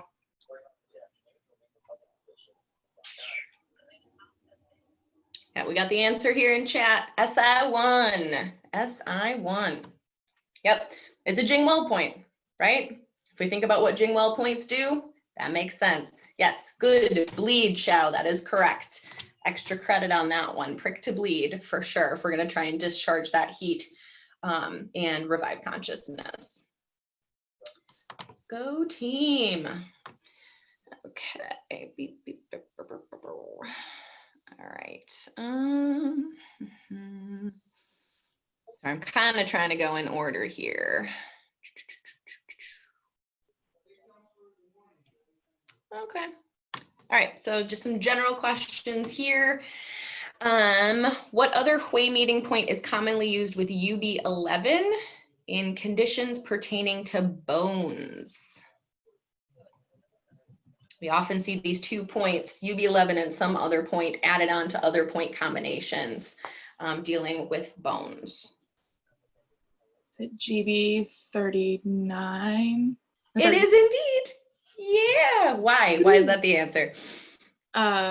Because that's the Hui meeting point of marrow. That's my girl. Hmm? Yeah, good. Yes, absolutely. UB11, GB39, Hui meeting point of bones, Hui meeting point of marrow. It's going to have a strong action on the bones.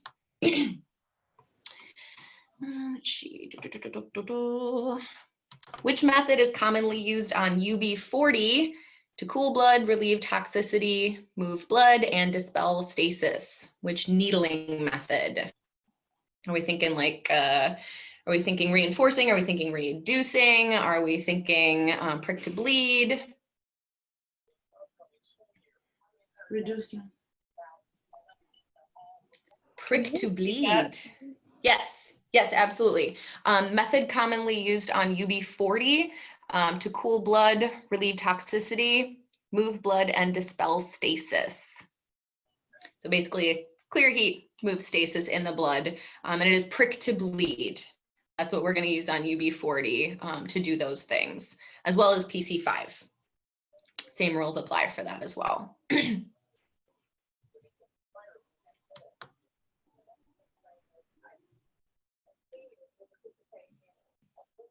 Okay.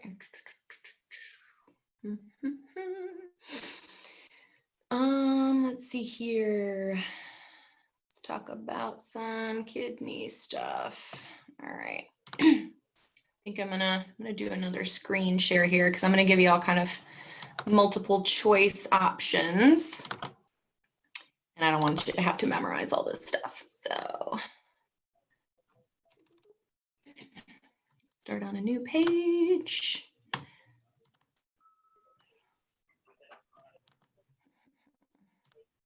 right, so what I'm going to do for these ones, we're going to do some multiple choice ones. What I want you to do is when you think you have the answer, send me a message privately in chat.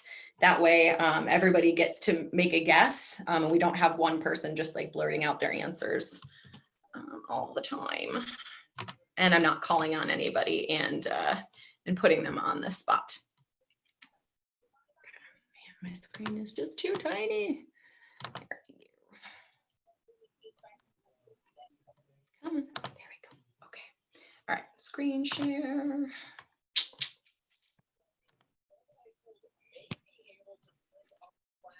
Okay. Here's the first question. Which set of points is most effective to supplement kidney, strengthen bone, and boost marrow? Let's start you off with an easy one. Like I said, private message in chat to send me your, your answer.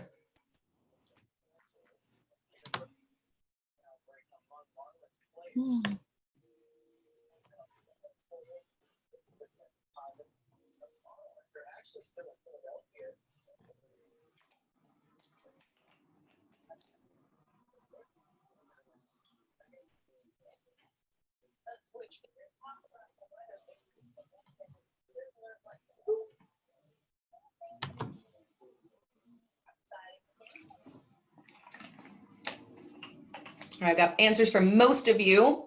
Oh, not for me. Oh, wait, that's cool. Wait.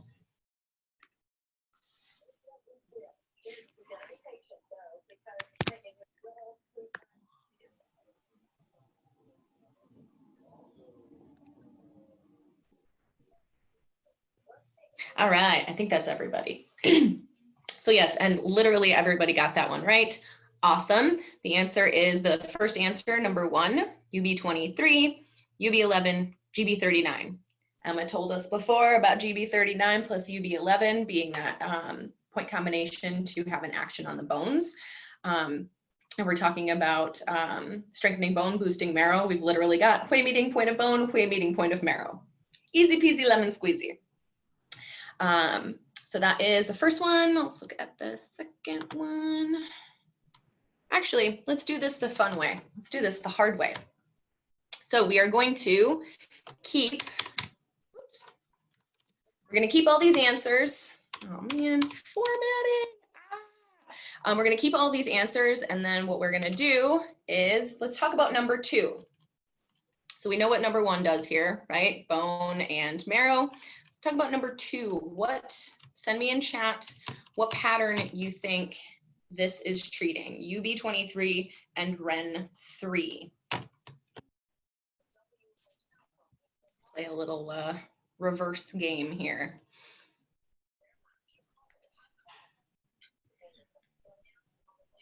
Don't just tell me what REN3 does. Give me UB23 plus REN3. Just take a stab at it.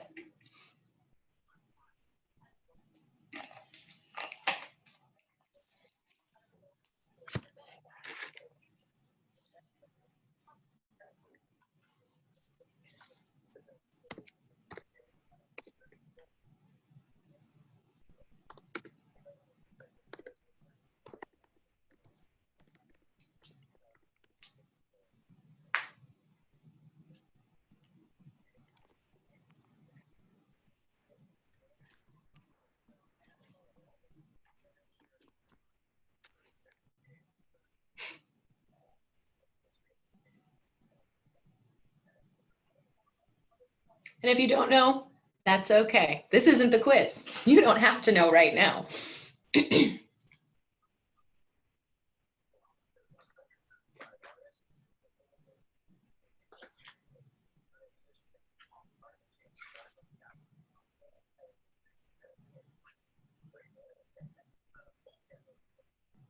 It looks like most of us have given an answer. Oh.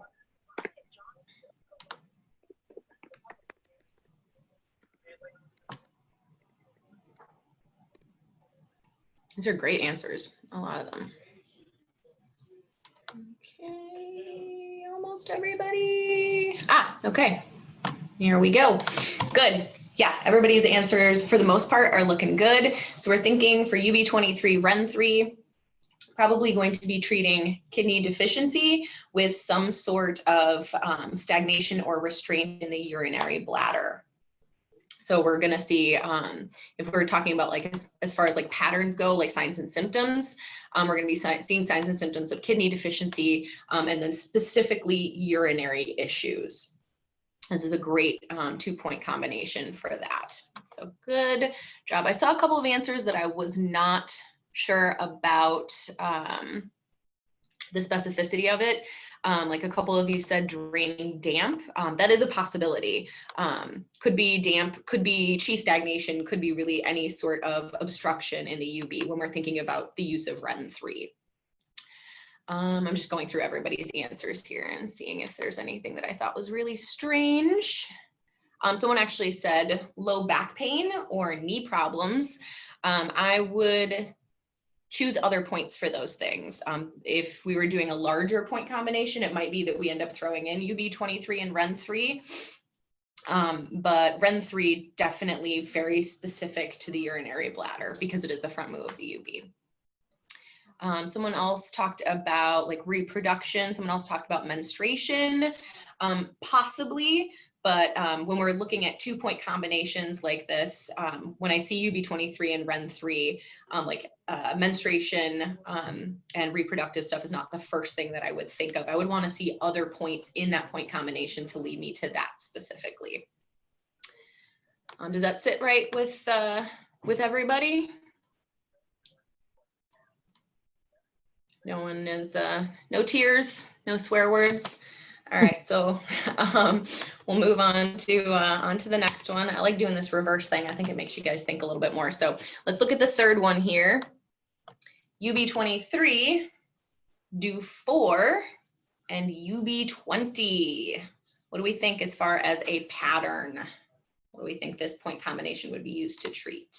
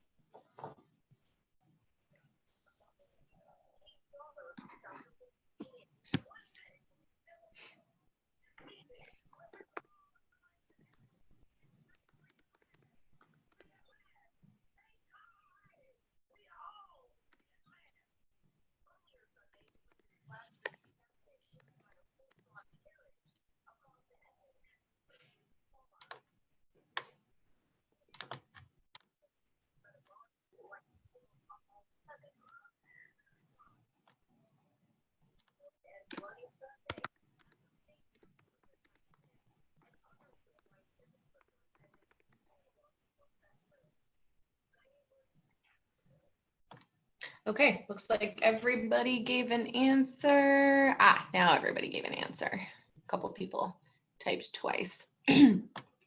So yeah, for this one, UB23, do 4, UB20, we are looking at, the action is going to be Sorry, it is going to be warming and supplementing spleen and kidney yang. So we've got UB23, back shu of kidney, UB20, back shu of spleen, and then DO4, a great point for strengthening and warming the kidney. So that's really the pattern that we're looking at here. Some of you, I'm trying to look back here a little bit and see if there were any answers that I thought were unusual. Yeah, I think a couple of you maybe thought that it was DO20 instead of UB20. So we're not looking specifically at like at lifting yang or lifting prolapse with this. Let's see. Yeah, someone said kidney deficiency causing low back pain. That's definitely a possibility, but that wouldn't really give us too much about why we have UB20 in there. I guess it could be construed as a local point as well, maybe depending on where the pain is. Not really looking at damp too much. There may be a damp aspect, but really this is more about deficiency. And again, same thing with wind. I'm not really seeing the application of these points for wind. It really is about supplementing and warming for these ones. Susie, I thought DO4 was more heat clearing. No? Not typically. No, it can be used as such because all points are versatile, but really DO4 is more often used for warming yang. Like we very often put moxa on DO4. It's definitely more of a warming point than a cooling point.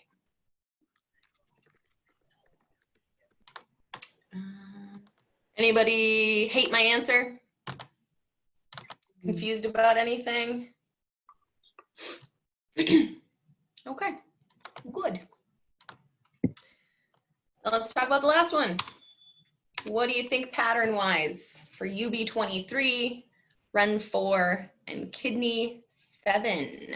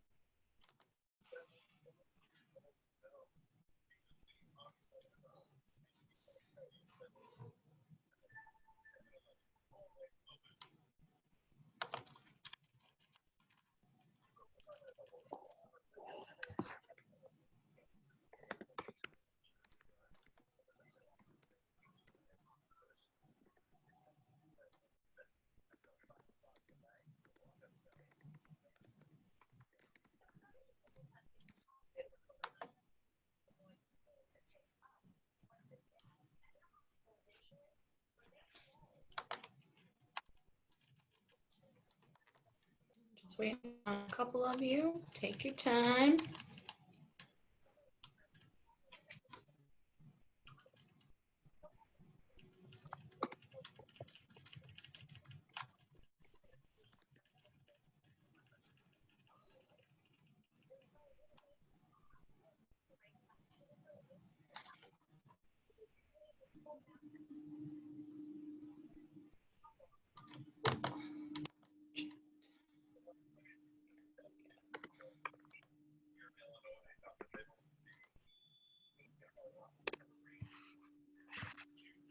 All right, I think that's everybody.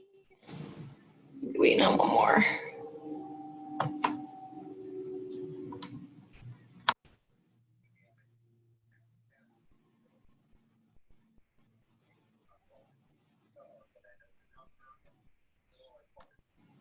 Okay, that is everybody. So we are looking at for UB23, REN4, and kidney 7. This is going to be good for enriching and supplementing kidney yin and warming and reinforcing original yang. So kidney 7 touching on the kidney yin, and then Ren 4 touching on warming and reinforcing that, that original yang. So that's that pattern. Seems like we're all, oh, I lost my chat here. Basically, we're all in agreement. Tonifying kidney. Got a couple of really great answers in here. Kidney deficiency. Let's see if there's anything that I thought that was really strange. Yeah, we could say that there's definitely some essence boosting going on in here. Wouldn't be necessarily my go-to for damp heat. I would want to see a more damp specific point in this point combination to lead me to that. But it's possible if we had one more point in there that was more damp specific, we could look at it that way. But for sure, this is kind of a yin and yang balancing point combination. Do we all? Yeah. Sorry, can you repeat, how did you put it? It's warming and reinforcing original yang and what? And then enriching and supplementing kidney yin.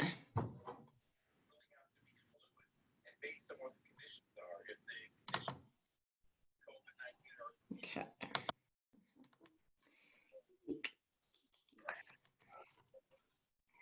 I have a question, Susie.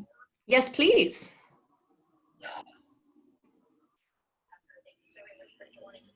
I guess on this one I'm confused. Mm-hmm. As each time we kept 23, UB23, mm-hmm. only thing I focused on differently were the other points. So Mm-hmm. I focused on what Ren 4, and I focused on kidney 7, and I kind of left UB23 where it was based on how we looked at it in the other point combinations. Mm-hmm. So does the purpose of the point change? Oh, the UB23? Yes, each time you add other points? When we're looking at it, like when you're comparing all of these, you're asking yourself like, well, why is UB23 here in all of them? Basically what we're looking at with UB23 with these is kind of showing us that we're going to be nourishing the kidney in some way.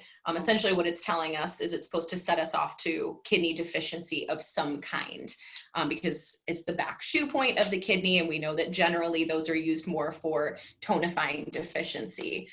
So when we're looking at point combinations and we see a point that belongs to a point category, we should kind of look at it broad strokes wise, like, well, again, it's a back shoe, so what do back shoe points do? So chances are this is what it's going to be looking at. So yes, you could say, like, really, you could, if you were trying to discern like which of these point combinations is good for which pattern, you don't even really have to look at UB23 because it's really the other points that are going to tell us more specifically what it's doing. But basically when you see the UB23, you just go, okay, we're talking about kidney. Mm-hmm. Does that make sense? Yes. Okay, awesome. Good. Okay, let's see. All right, let's talk about some kidney point comparison. So when we're thinking about, here, I'll write these points down. Kidney 3 versus kidney 7 versus UB23. Whoop. Which of these points is strongest in, has the strongest action of enriching kidney yin? Send that to me in chat. Kidney yin, which of these 3 points?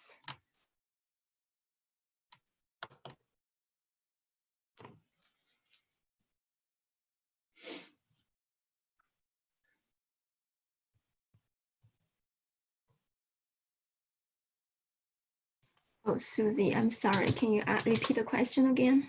Absolutely. Here, I'll even type it up here, and then I can just delete it later. Which of these points is strong? Has the strongest action of strongest action enriching kidney yin?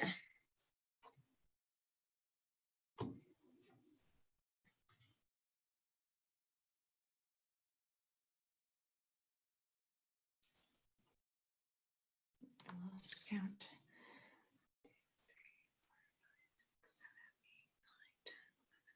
Okay, that's everybody. Answer is, well, that's everybody. There we go. The answer is kidney 7. Kidney 7 has the strongest action on enriching kidney yin. Which of these has the strongest action on tonifying kidney chi? Kidney 3, kidney 7, or UB23?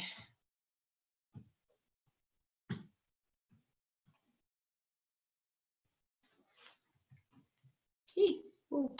Ah.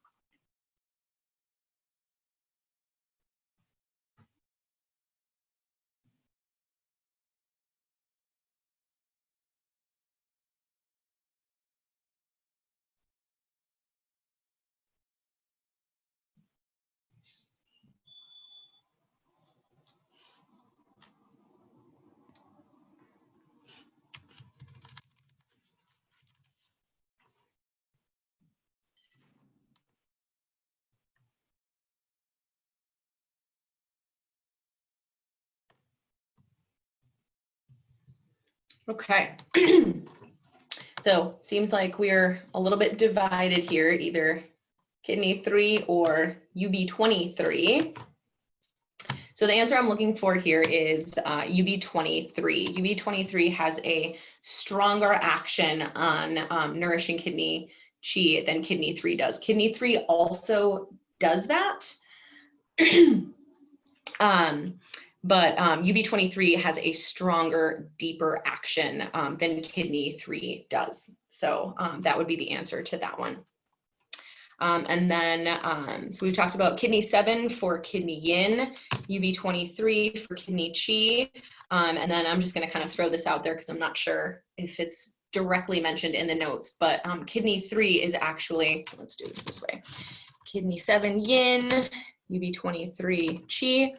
Kidney 3 is actually, that's not a word, yin and qi. So if we are looking at a patient that has dual acuity of kidney yin and kidney qi, we are going to pick kidney 3 over kidney 7 or UB23. Again, in real life practice, chances are we're probably going to do a combination of those, but in a test question situation where we had to choose if we have qi and yin, then we're going to look at kidney 3. We all good on all that? I may have a question. Give me 1 second. I'm sorry, before you move ahead. No, take your time. I will take a sip of my coffee. That's totally fine. It's probably more to introduce discussion possibly because of, hold on 1 second though, I don't know. Yeah, find it. You know me, I love a good discussion. I know you do, girl. Right, so what do I got? It was something about the 23 that we had just talked about. So the chi and the yin, like, crap.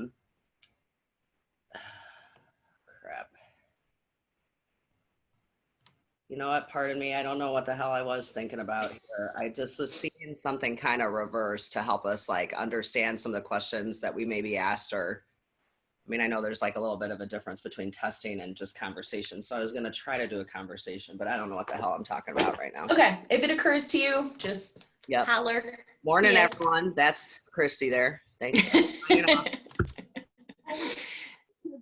Maybe this will help bring the light back, Christy. We did say that the UB23 was the back shoe of the kidney. And so it's more tonifying in deficiency And so usually deficiency, I don't know, and we're thinking essence, and then for me, essence is related, I relate essence to chi. You know, it was something between like the kidney 3 and the UB23 to see the differences between that yin and that chi. And I was kind of coming to something that I was going to ask you to maybe discuss with your knowledge, because I mean, I feel like we would all get it too. I mean, not that we don't get it yet. Maybe there's some people that are probably like, shut the hell up, lady. But the kidney 3 has this, because it's really the blood. Is that like, that's the yin? Is that the substance that you're looking at when you're thinking in kidney 3? And then in the UB23, because it's that depletion of the yang and the yin in the organs, or I mean in the, what the hell am I trying, what's the word by standard of, I guess it's like the depletion and the consumption of these yin and yang disease patterns of the organs, etc. The kidneys shoe. So that UB23 pops out, and that's why, I don't know, I guess I was trying to think of something to help differentiate between just seeing it as chi in 23 and then that yin and that chi in 3, because the 3 has that blood, the actual substance. I don't know what the hell I'm talking about. No, I'm with you. I'm riding the train. I'm riding the train. So yeah, like how are you basically trying to ask like how you discern kidney chi deficiency versus kidney yin deficiency? Like what signs and symptoms you're looking for to pick kidney 3 over UB23? I mean, I will be really honest. Some of this I think was just to help me. Like I was really taking this as an exercise of recalling information and trying to like test, I mean, what we're doing, right? So I was using you guys as like a study sounding board, but I'm not sure what you guys can all see. I'm not really sure what my head is thinking half the time with some of the medicines. So I guess it's talking it out as part of that studying. Yes. And I'm just taking up time in class. So I just, just wanted to get that A, teach. Just kidding. Get them brownie points, girl. Yes. So yeah, I would be careful with the blood association. Because when we think of kidney, we're not thinking so directly about like blood signs and symptoms.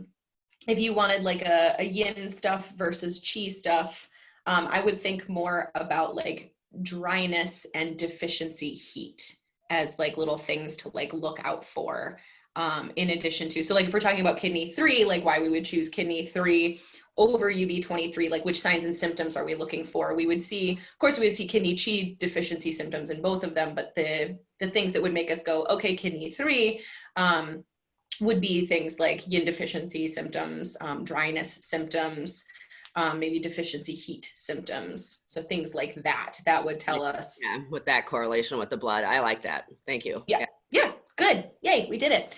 Awesome. Okay. Okay, so I'm moving right along.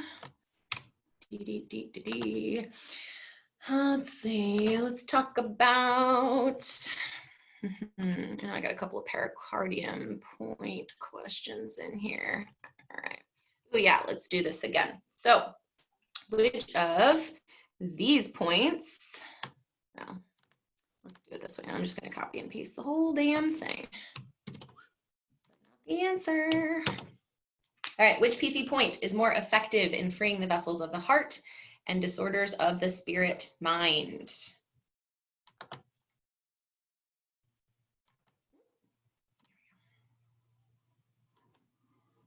Take a couple minutes. Welcome to look back in your notes. Nudge, nudge, wink, wink.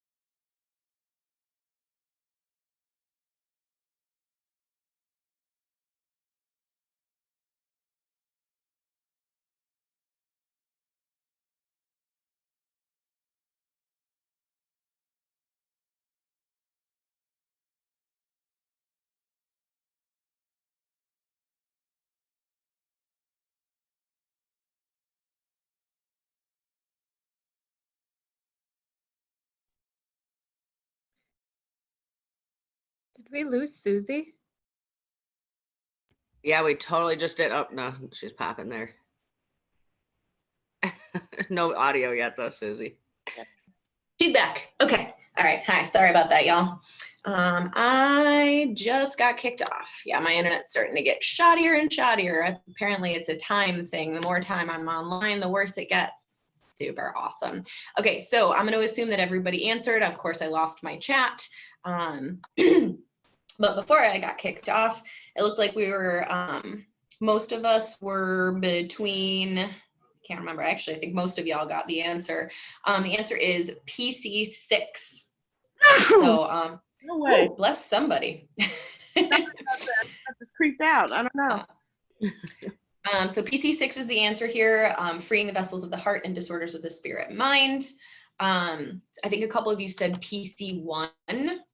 I would definitely think with PC1, we would be looking more at chest specific stuff.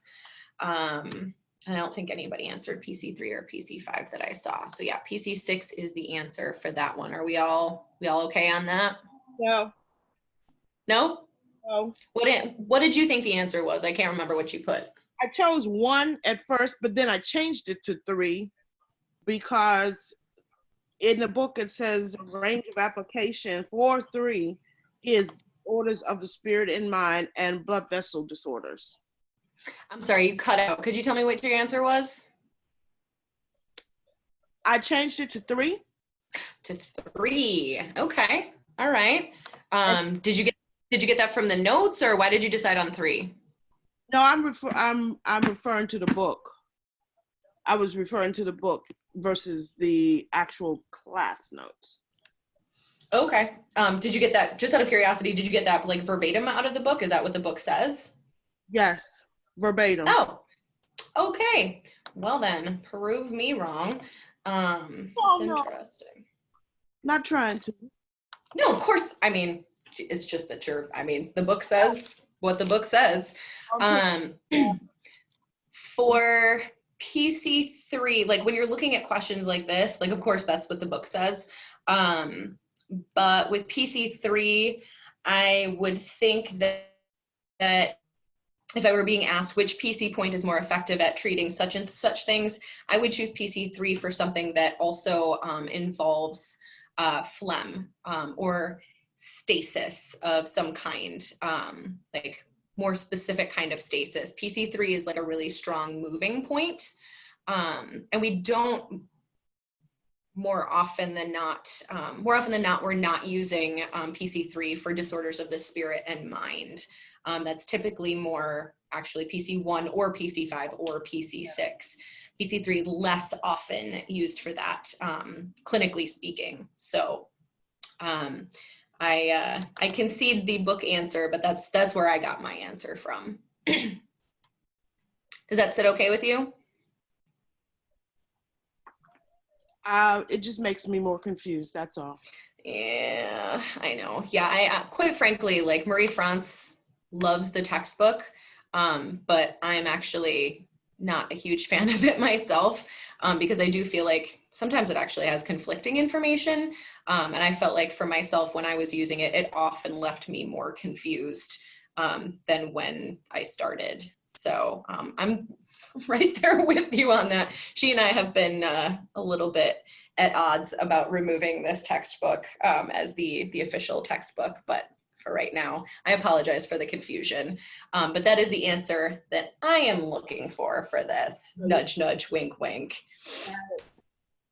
PC6, you said? Yes. Yep.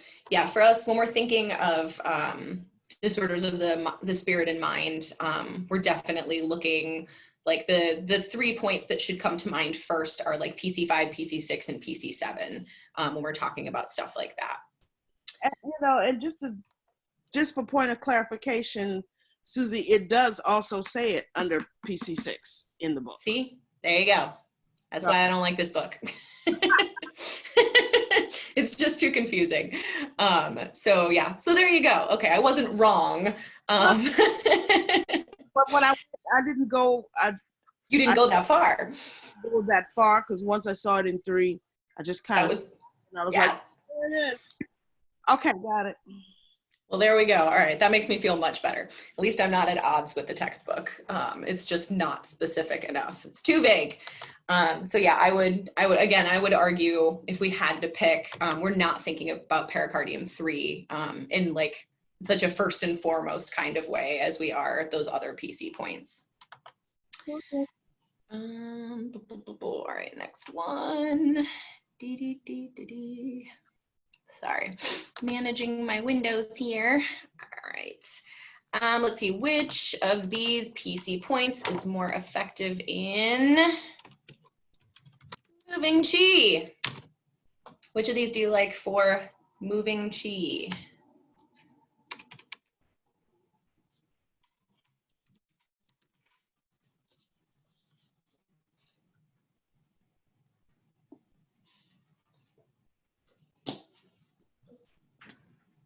Hi, Susie. Can you share your screen? Oh, I'm sorry, hon. Yeah, we can That's see your right. points. Yes, because I got kicked off. All Oh, right. thank you.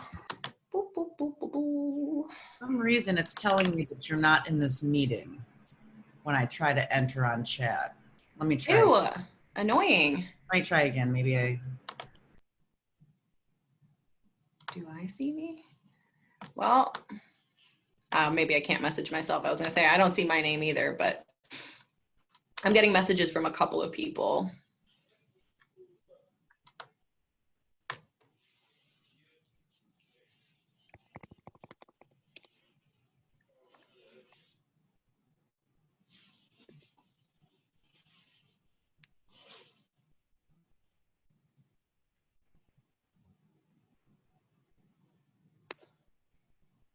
Yeah, mine says you're not in the meeting as also. That just happened to me, and I just went back to the list and found her name again where it says host, and then it allowed me to send it. Ah, thank you, Amy. Yeah. Thank you.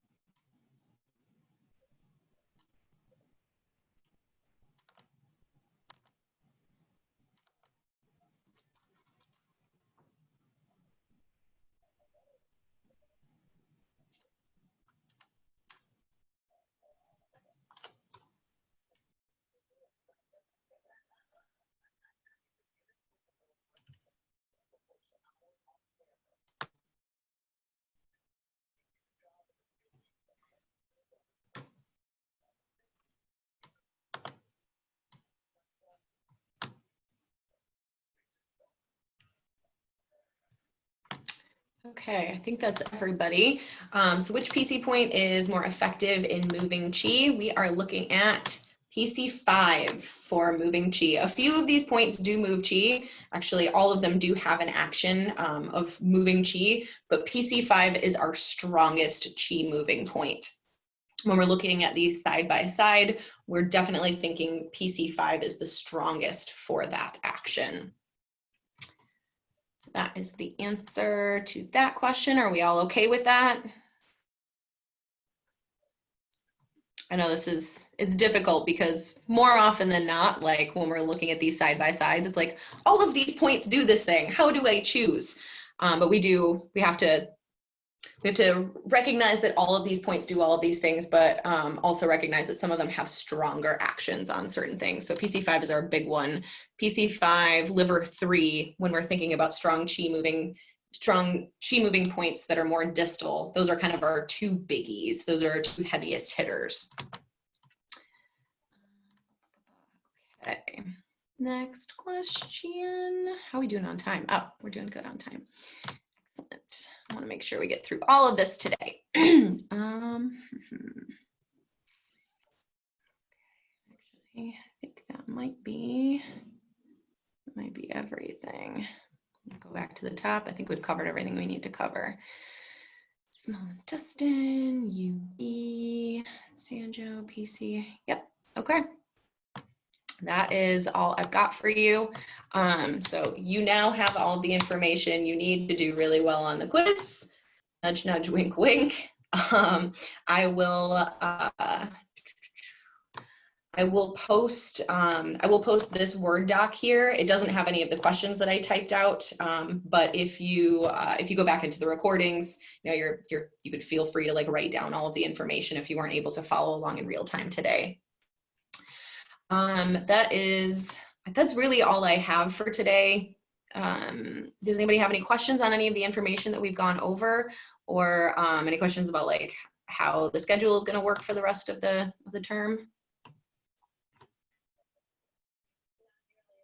Yeah, are we just extending into week 15 then? We're just pushing back 1 week or what? Yeah, Jackie, I think you might have missed the very beginning of class. Yeah. So yeah, thank you for reminding me to, I'm going to post this in announcements as well. Post announcement, just making myself a note here.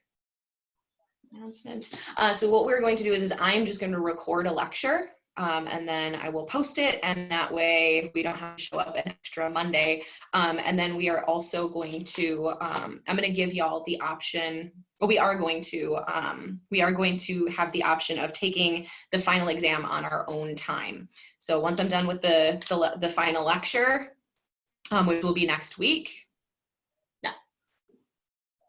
Yeah, because I'm going to post the in-between one. So in the next week, y'all will have 2 lectures, right? I'll post that one, and then next week we'll finish the Ren and Do. And then after that, once the class is over, I'm just going to open up the final exam. I will